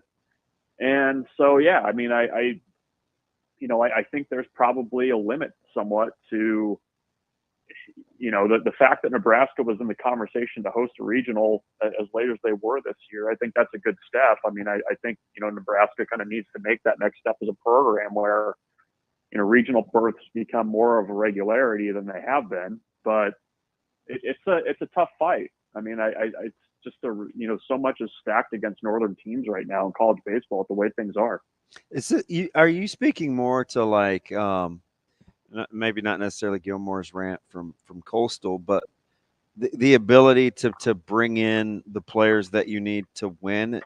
Because when you say how all in you want administration to be, I'm assuming it's not just upgrades at Haymarket, right? Well, I mean, that's a big piece of it. I mean, when was the last time you guys saw Nebraska baseball's clubhouse in a recruiting video? Yeah. Ever? I mean, it's good point. like there's fixes that can be made over there that are long overdue, and need to be made. And I think Troy Dannon has a good eye for that kind of stuff, just based on kind of what I've been hearing. But one more year, liquor sales will help too. A full year, they got about $12,000 a game. That's not nothing. No, so, I'm being serious. Yeah, and I honestly, based on the lines that they had up by the press box, I was a little surprised it was only 12,000. Like I felt like Nebraska fans were trying to do their part. So yeah, I mean that's part of it. The NIL piece of it is important too. I mean, it's just tough because it's not you're not going to see the same return on it in baseball as you would in football and basketball. And you know, Nebraska and teams in the North are up against teams with much bigger war chests for those, you know, impact transfers. So that's kind of all part of it. So, Bruntz, let's say Nebraska does control some of the things they can control, whether it's updating Haymarket, getting some better facilities, whatever the case is, right? Do you think they can get to a place, given the challenges that you laid out, where hosting a regional is maybe not the every year expectation, but that's more of a norm? You know, I think DB and I said earlier this week, like, okay, if you're in a regional 7 or 8 out of every 10 years, I think that's a reasonable goal. And you would want to be hosting what, like half of those? Is that attainable?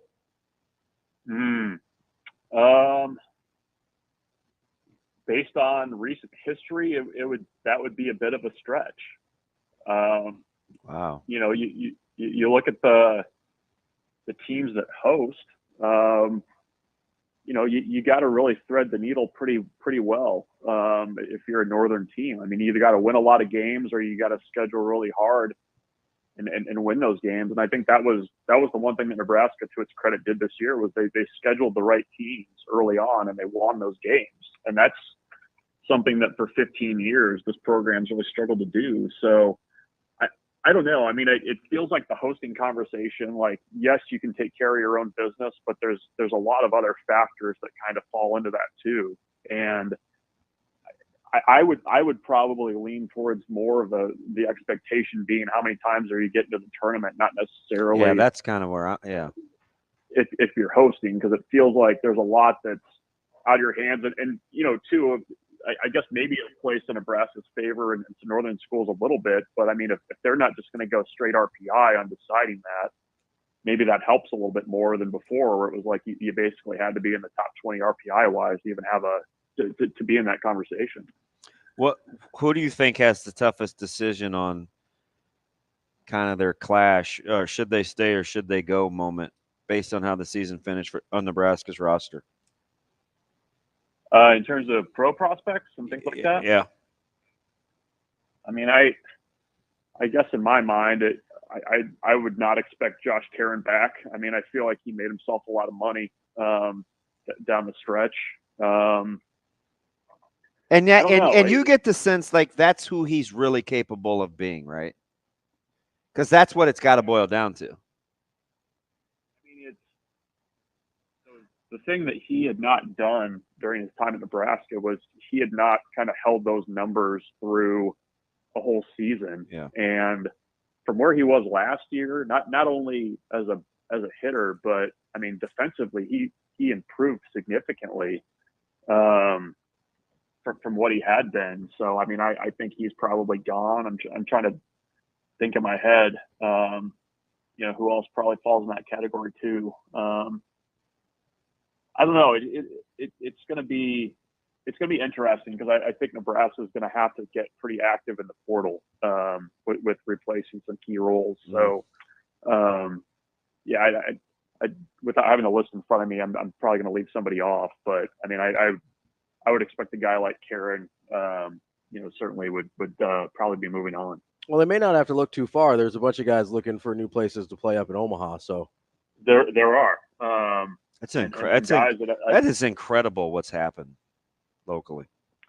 Yeah, no, it's for better or for worse, Nebraska has relationships with a lot of those guys. So I mean, you at least can probably get the phone call answered a little bit quickly. So, but yeah, I mean, it's tough. I mean, you don't kind of get the numbers going into the portal publicized like you do in basketball or football. But man, like you got like 10 guys go in. Like what do you? That's it's a 30-year roster right there. So it's going to be fascinating to see how Creighton handles that because I don't recall a situation like that too often. You know what's even more interesting is that's a team that just went out and did, I won't say outside of the weekends, but like just did work. Like they own Nebraska. And this was going on internally. Like it's just, I mean, baseball is already a hard enough sport to not be bringing any of that stuff to the table. I mean, maybe that was part of the problem on the weekends. Yeah. Yeah. Spending more time with each other, right? Yeah. No, no, it's easier on a one-off than it is on a road trip for sure. You know, to deal with each other if you don't like them that much. Your hitting coach was there for 7 years, and he takes a job going to Minnesota. And I mean, thank God that news broke yesterday because my professional wisdom, Bruntz, I was like, oh yeah, without Gandasi there anymore, and they're like, wait, that's not official. Sorry. But isn't that weird? Like, how does that happen? Yeah, it's just such an odd situation with like how it's being handled and the coaching aspect of it and the timing of everything. Like I get it. Like you probably want to be somewhere that's stable and you know what's going to happen. But yeah, I mean, Creighton's issue was not the talent on the roster. I mean, they've got guys on that staff that are going to be coveted by big schools. Yeah, one in particular. Yeah. So, I mean that's kind of the bizarro Nebraska, right? They took care of everybody in the midweeks and weren't able to get it done on the weekend. Bruntz, as a guy that I think is really interesting is Gabe Swanson, and I think he is he going to have a decision to make after what we saw here in the last few weeks, or like how do you weigh what happened over the course of the season versus kind of what you see that top end the last few weeks or month or so? Yeah, I don't know. It's an interesting one because which is the real him, right? Because he did it for a year last year, put it together for a couple weeks this year. Total package wise, I mean that he can definitely hit. That's for sure. He's got the power, but is he a good enough defender to kind of rise in that conversation? I don't know. We'll see. But I mean, the last couple of weeks that he had, I mean, for as lousy as his regular season was and everything he put up with in terms of, having to live up to expectations last year and things like that. I mean, I was really happy to see it kind of played out for him. I would be a little bit surprised if there's a decision there to make.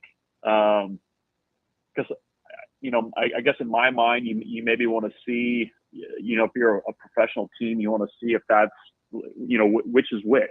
Mm-hmm. I mean, maybe he's a guy you take a late flyer on because obviously the power numbers are there, but I don't know. He's the one guy that I don't really have a good handle on in terms of how he's viewed. I haven't really seen him pop up in a lot of lists and things like that. I also haven't really been looking based, off the last couple of weeks of the season. But can you guys remember a heater like that any No. Nebraska athlete's been on? No. Like, I'm serious. I thought Casey. Yeah, that's the first one I thought. Like that the end of last year. Yep. That was really the only stretch I could think of where it's like, if you're just penciling a guy in for a home run, like you're penciling a guy in to hit 5 threes, that was this. I was trying to think. I even went multiple sports. Yeah, I can't come up with one. So how about some of the balls that he was hitting? Like, that was the thing that was getting me. Yeah, it's not like he was getting meatballs. It's like he Down did around his shins. Yeah. To leave the yard. Yeah, he was doing some Vlad Guerrero stuff out there. Like, guys don't even hit those balls down and in like that. They probably shouldn't even swing at him, to be honest.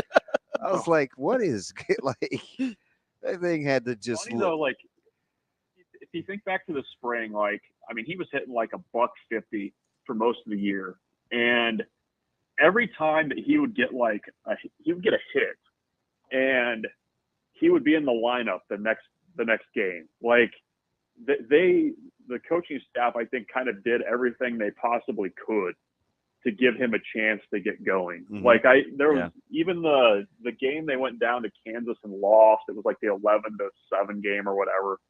Like he had a single in that game that looked pretty good. And I was like, okay, that's going to be enough to keep him in the lineup for the whole weekend. Cause I mean, that's the potential he has, but it just, you could never get that wick to light. So it finally happened. But I can't recall any kind of run like that, just out of nowhere, seemingly. Bruntz, couple minutes left here with you. Want to switch over to football recruiting for a second. Obviously, the commitment of Jamarion Parker was the big news yesterday. Just general thoughts on Parker, and if you think this is the start of another big June for Nebraska. Yeah, I mean, if you've sat and kind of watched his film, you get it. I mean, you see it.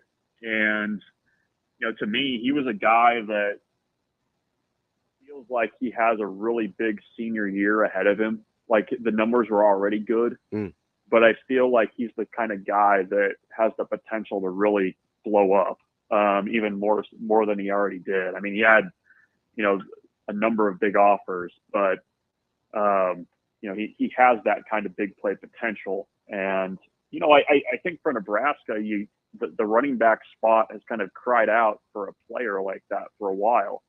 They've had guys that, you could kind of ascribe those types of things, types of characteristics to, but I mean, he really has it. And I think you have to give Nebraska credit for the way that they recruited him. I mean, they made him a priority from the jump. And I mean, it feels like for the past decade, we've been discussing how Nebraska can possibly get back into St. Louis in a major way. And that was a big win. I mean, I think you have to give a lot of credit to E.J. Barthel. You have to give a lot of credit to Keith Williams. I mean, I think he's doing a lot I of agree work, with you. a lot of work behind the scenes. And I've talked to former Nebraska players who are involved in high school football in St. Louis, and they talk to Keith Williams a lot. Yep. And he's really dialed in down there and in the state of Missouri. And that's an area that Nebraska has spent a lot of hours and a lot of manpower trying to, spread the flag there. So this is a big win and one that was a long time coming, because I think they've really made it a point to make Missouri a priority and to show that they're going to continue to recruit there hard. The string that those guys are on, kind of like a linebacking core with Callahan and Genta and Avery Gossett and Keith Williams, it's been so refreshing to have that singular purpose. It's almost silly. Yeah, I mean, they're very organized. They've got a really good plan, and it's, I mean, you know this, Damon. It's not ever just one coach that's recruiting a kid, it's all hands on deck, and they're gonna, if they've got a chance at a kid, they're gonna take their best shot. And I think with Parker, it was just the relationship piece of it was so big. And like I said, I mean, it was a big recruiting win, and I think it, to your point, kind of flexed a little bit the work they're doing over there right now. That's Michael Bruntz. We'll talk to you again next week, Bruntsy. Thanks, guys. Take care. We will be back.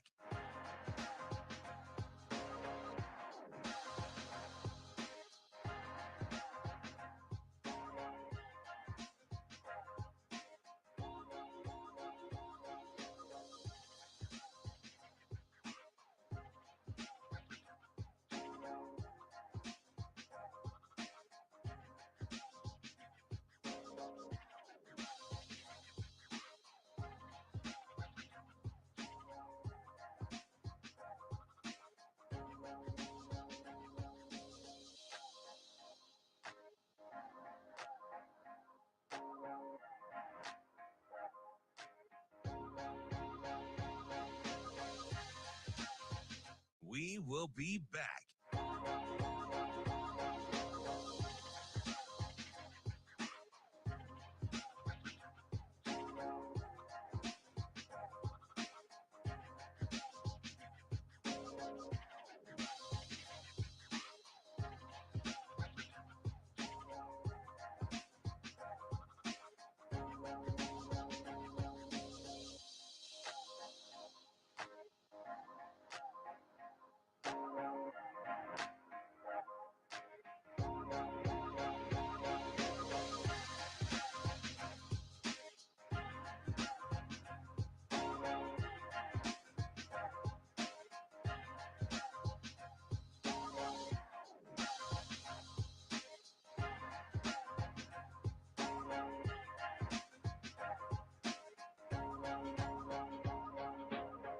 We will be back.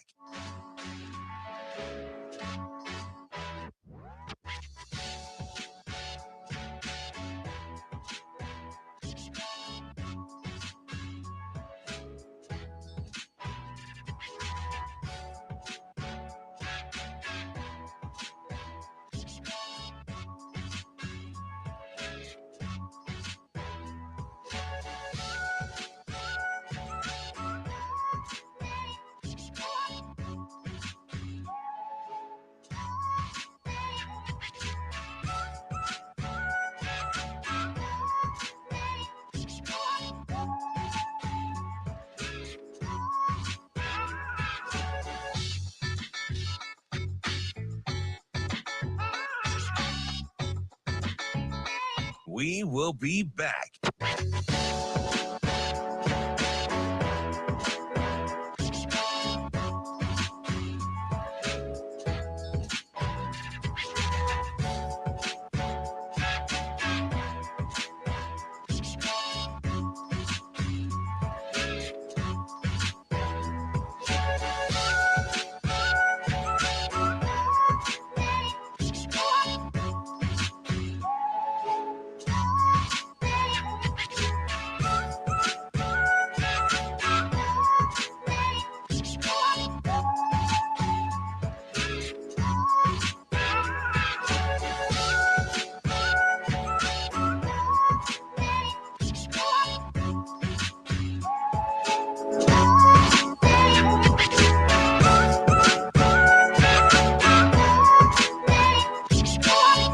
We will be back.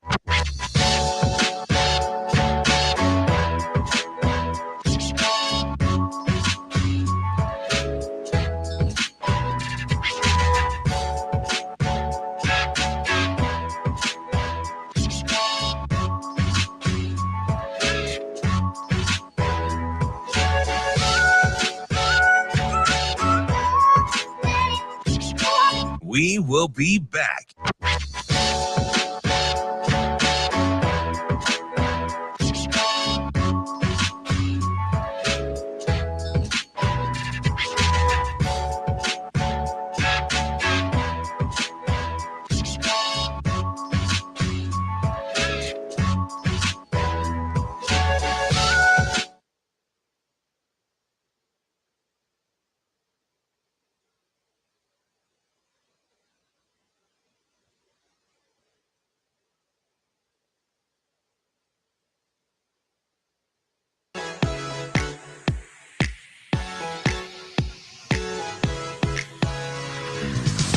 You're listening to Hurrdat Sports Radio.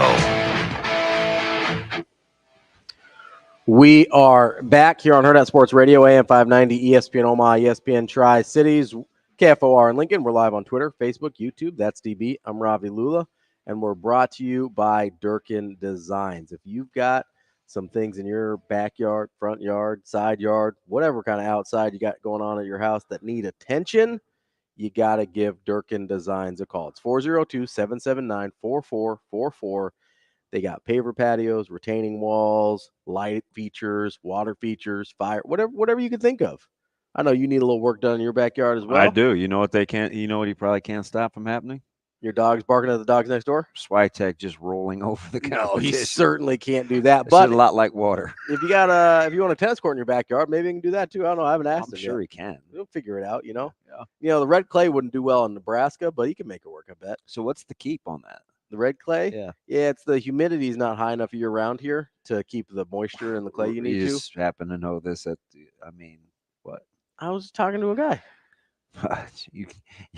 You can't formulate a constructive argument on a radio show about sports, but can go in depth about red clay. Well, you know who can go in depth on your backyard? That's Durkin Designs. 402-779-4444 for all of your outside design. I wouldn't needs. be surprised though that they would talk about something like that during the broadcast. Yeah. Well, it's not the first time that this has been played on clay. So maybe like originally, probably 30, 35 years ago, they'd probably talk about red clay, but I think people are over the surface now. Yeah, well, it's the reason you don't see a ton of red clay in the United States. It's just because the climate for it is more conducive to places like Spain and France than it is for the U.S. They've got some down in like Florida because you get more of the humidity down there. But so for as good as TK was with the whole finches and the birds thing, yeah, are we reading this blasphemy on our YouTube stream? Whoa, because what happened? What happened? I hope he's joking, but he says I'm going to go out on a limb because we were talking about Zimmerman and guys like that, saying he's going to do it his way. And Zim was kind of stubborn in Minnesota, obviously, right? Yep. And then people made excuses because he was going from coordinator to head coach. He's joking, though, when he's talking about Harrison Smith, Hunter, DeMarcus Ware. I mean, maybe DeMarcus Ware, but that's the only one that's close. But they're not better than Micah Parsons. No, Micah Parsons is very good. Very, very good. Yeah, he can't be serious. TK does have some hot takes every once in a while. Yeah, and unlike me, they're not well thought out and well argued. And you mean unlike you? No, yeah, unlike because he doesn't think he's not as convincing as I am. He's not, he's gonna be a lawyer. He'll figure it out. He's still in school. It's all right.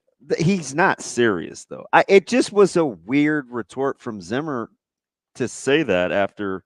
I think he is being serious. I don't know. Does he not know where he is? He's in Dallas. Your quarterback doesn't have a contract. CeeDee Lamb won't come to practice. Micah Parsons is like the epitome of snark. And you're gonna do this your way? Yeah, it seems like the league and kind of the personalities of players maybe has passed old Zim by a little bit.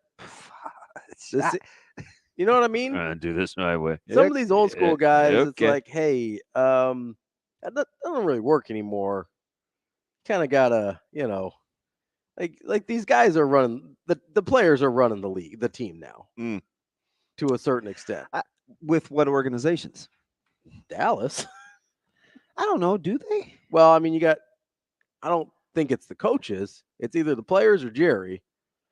Yeah, I don't know if I would say the player. I don't know. I think they have more influence than like McCarthy does. I don't know. Yeah, but did you also see that Gudengoose said that he wanted to get Love's deal done before camp? Yeah. So Love is about to get paid on about a what percentage window of quality games played? Off the top of my head, would you say 8? I was going to say 8 to 10 weeks. Yeah, they're going to lock up a lot of money. That's half a season. So you know who's had a good half a season? A lot of people. Wait, is that the way that you would do it though if you wanted to be a quarterback in this league? If you're going to get a second contract, because there's been little to no 100%. pressure. He waited 3.5 years. 100%. That's. I mean, like it's hard to draw it up that way, right? But if you end up in that situation, play a good stretch, go 500. Oh hell yeah, I would do that. Are you kidding me? That's the way to go. I'm not misremembering, right? Like I'm looking it up right now. He had a nice stretch, but he started slow. He wasn't great right out the bat. Started slow, ends up with good numbers: 4,000 yards, 32 touchdowns, 11 picks there on 64% completion, which is only okay in the league now. I'm just going by their record. Yeah, I'm bringing up game log because I want to be accurate here. And he's going to get paid. With almost no pressure. With almost no pressure and really little track record. I mean, very little track record. Okay, so he goes. Let's see. He didn't crack 300 yards until week 10. He only did it twice the whole year, just for what that's worth.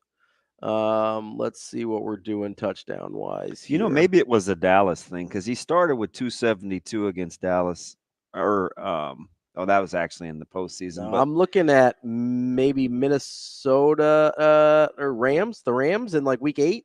Yeah, they win. He cooked Tampa pretty good. They win 4 out of 5 there, lose 2, and then win the last 3. He's okay. He's pretty good. I'm trying to figure out if I think you have a point to the players run. I don't think the players run the NFL. I think they have more influence now than they ever did. Who would be I don't even get the sense that Mahomes runs the Chiefs. I get the sense Andy Reid does. That's kind of unique because of Andy Reid. If Mahomes was anywhere else, he would run that team. Okay, so give me a guy. Give me a guy in the league you think. I think the NFL is pretty good in that regard. The preaching of the shield being the greatest thing in that sport is pretty. I've already got you stressing. So did Aaron run the Packers when he was there? Maybe a little bit, but then they shipped him out. You might be right. I mean, it doesn't seem like the players run the league. I don't know if they run the league. I don't. You have one of the worst collective bargaining agreements. That's true in professional sports. So run the league was probably overstatement. I think I don't know that you can. And maybe I'm wrong here. I don't know that you can coach them the same way you used to. But I think that's pretty common across leagues where you're just like the hard-nosed, like my way or the highway guy. Like if it comes down between Zimmer and Parsons, Dallas is choosing Parsons. Yeah. That's kind of what I mean. Like not head coaches, but if you're talking about like a hard-nosed old school guy versus your star player, the star player is going to win that argument. I do understand that. That's what I mean. But you're right. They don't run the league. Yeah, they don't run the league. They don't get out of pocket though. But in a situation where it's like, hey, we've got a clash here, and it's either my player, especially a high leverage, because we have seen the association get coaches fired. Yes, 100%. And maybe I'm conflating too much there from being an NBA guy. I'm still shook that he put Harrison Smith and Parsons is better than those guys. Parsons is unbelievable. Yeah, I got and I don't need anybody to remind me that the 49ers could have drafted Parsons instead of Trey Lance. No, he's serious. He doubled down. I don't. Micah Parsons can't play dead against the run. I don't need that right now in my life. He's. You know who would take Micah Parsons? He's kidding me. See, that thing against the run is like that's like me saying to Sean Deveny or to Rashad Phillips, Anthony Edwards has got to facilitate. Mm-hmm. And you know what those guys say to me? That's not his job. That's not what he does. That's not his job. You know what his job is? To break backboards off on people's heads. How about them it's apples? like I think Parsons' job is to be disruptive and to get after the quarterback. And he's better at it than everybody else in the league, pretty much. I wonder what people used to say about Chris Jones. I don't TK's not being serious. I mean, he's not being serious. No. You can be serious without being serious. You know what I mean? But Harrison Smith, though, that one's a little. I mean, I'm not even sure if that's the guy I would have started with for guys that Zim has coached. I mean, I get it because he's nice. Yeah, but Parsons is a wrecker. Yeah, he's incredible. That's not. They don't make a lot like Micah Parsons.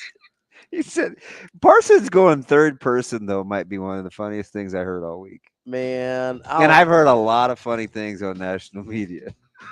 You want to talk about Caden Clark some more? But he's never had a Micah. You have any? What? You ever had any? You have any comments on Stephen A. and Monica McNutt? Or are you good? He's good. I'm past him. All right. I just shake my head. Coming up next, we're going to preview the NBA Finals with Sean Deveny of Heavy.com. That's DB. I'm Ravi Lulla here on Hurrdat Sports Radio.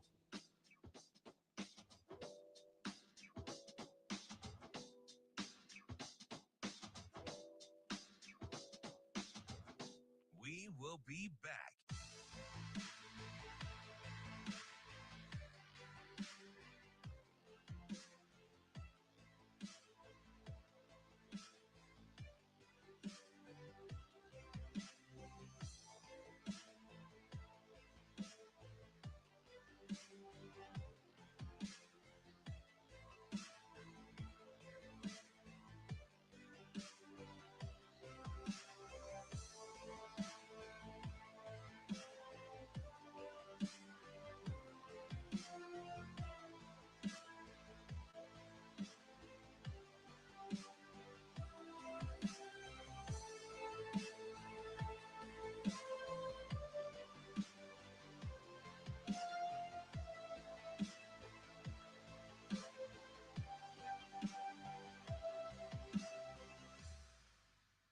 We will be back.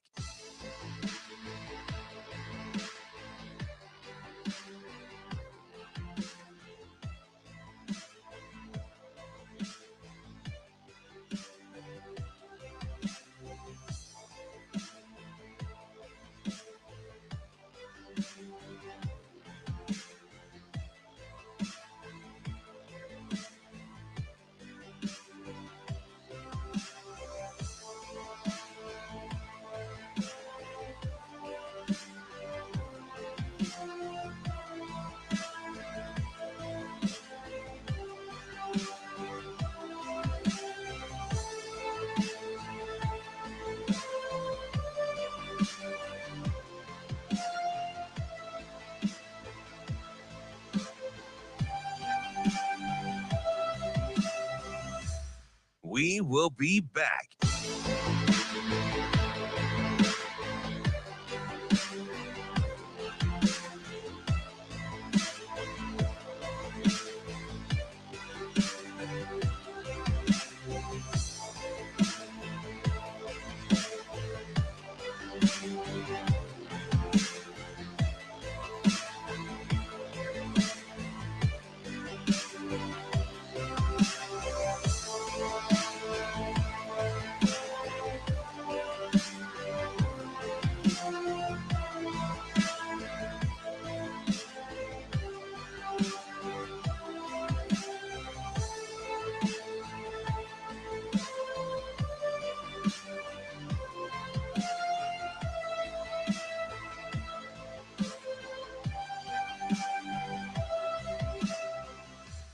We will be back.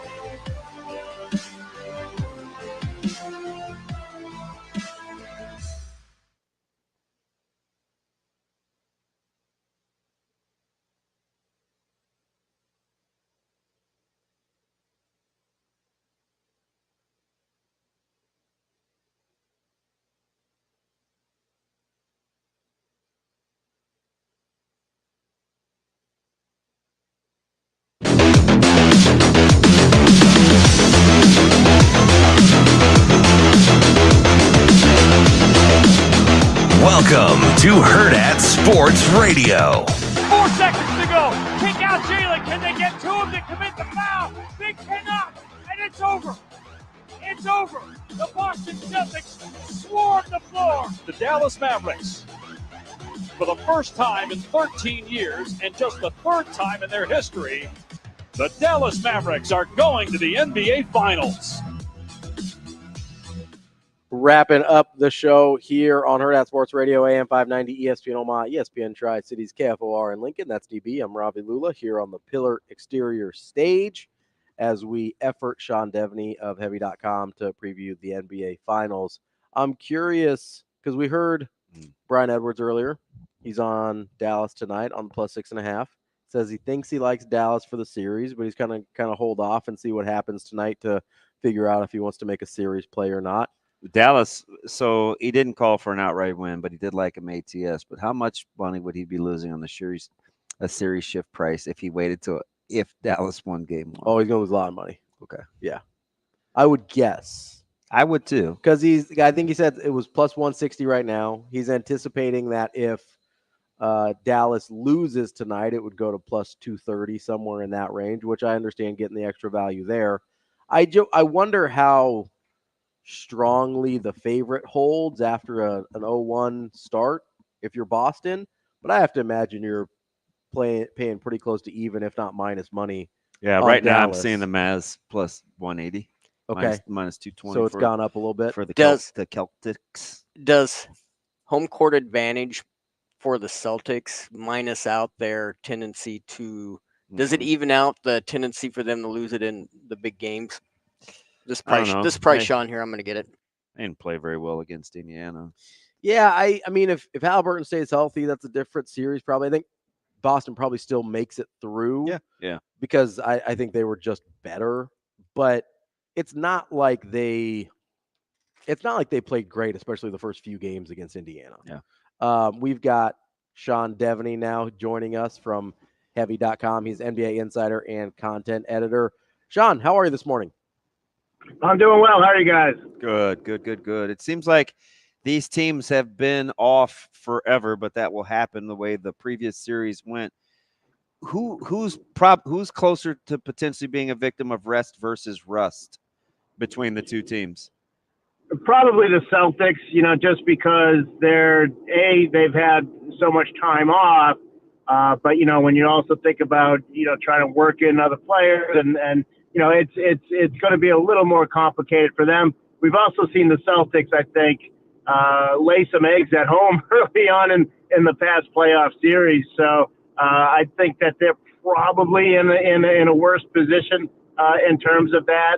The Mavericks come in, not just having won the Western Conference Finals, but they played a lot of competitive games against Minnesota. They've had some tough series on the way, whereas the Celtics have had sort of a red carpet all the way to the NBA Finals. So I think if anybody's in a little bit of a danger zone with that, it's probably much more the Celtics than it is the Mavericks. I asked Ravi on Tuesday, I said, with Porzingis potentially, healthy, do you go with what won you 64 or what won you 12?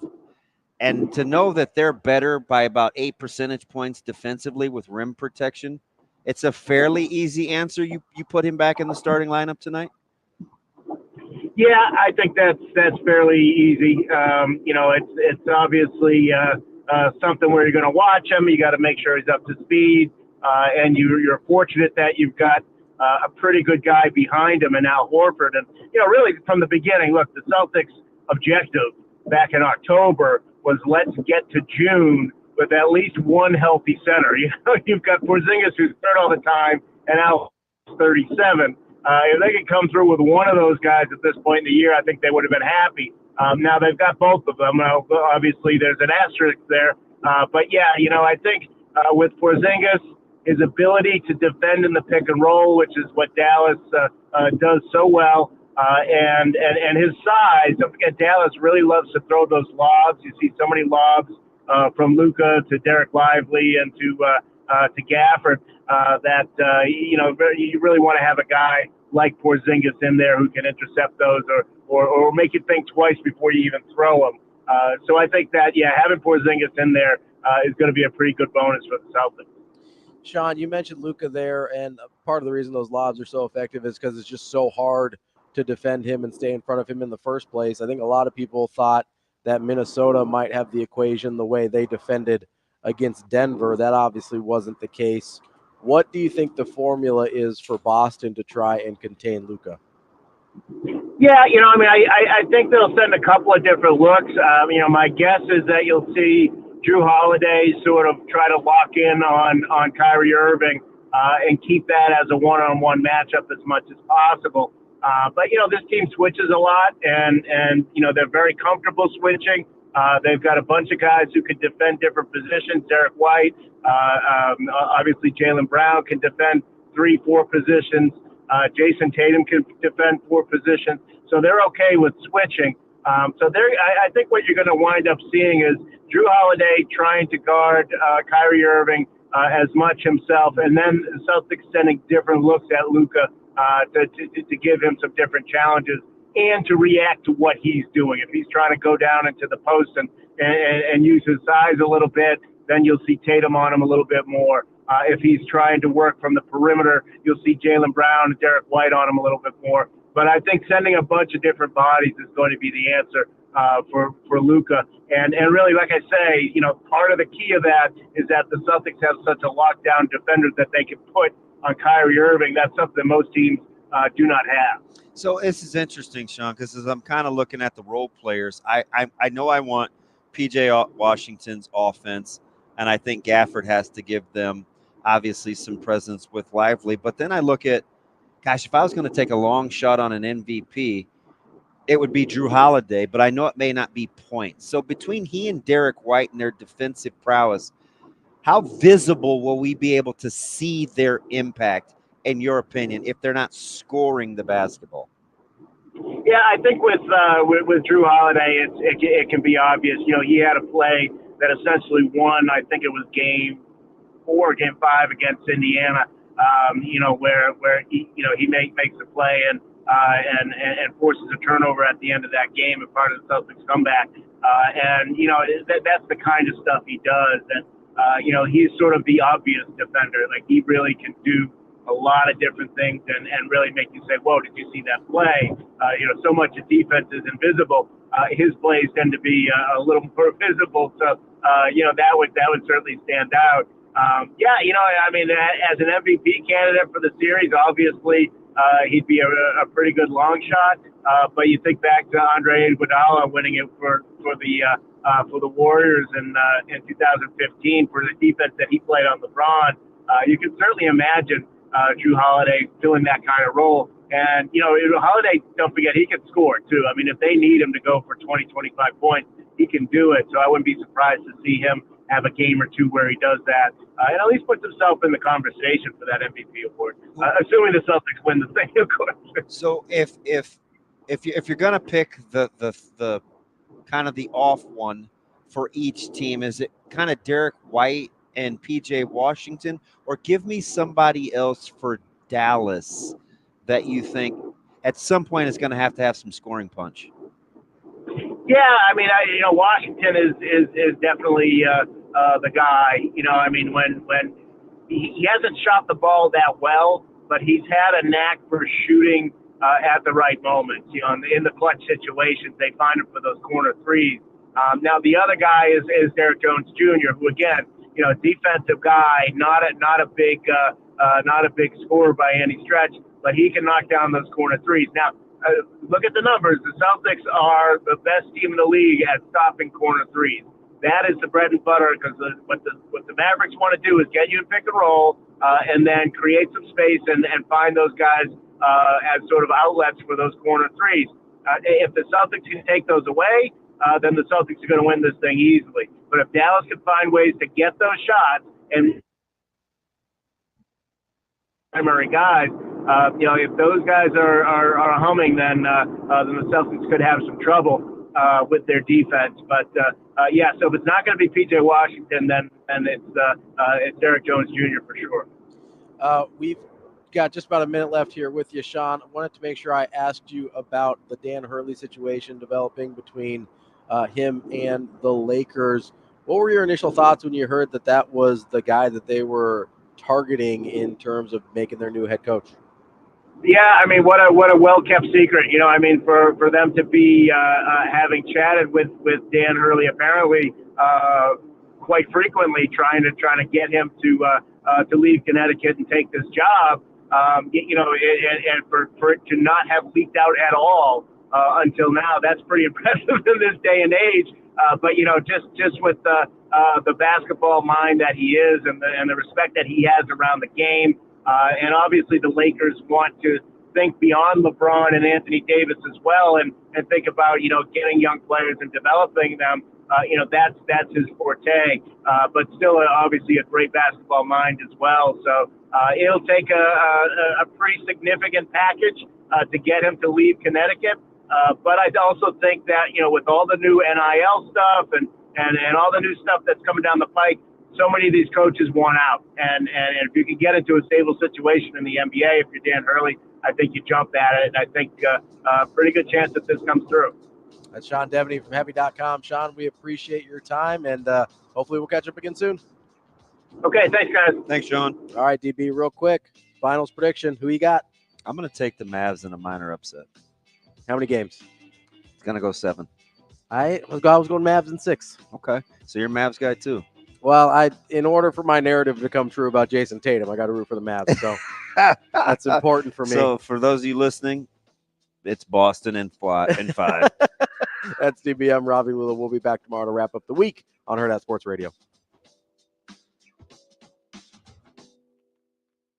See you. Have a good day. Love you.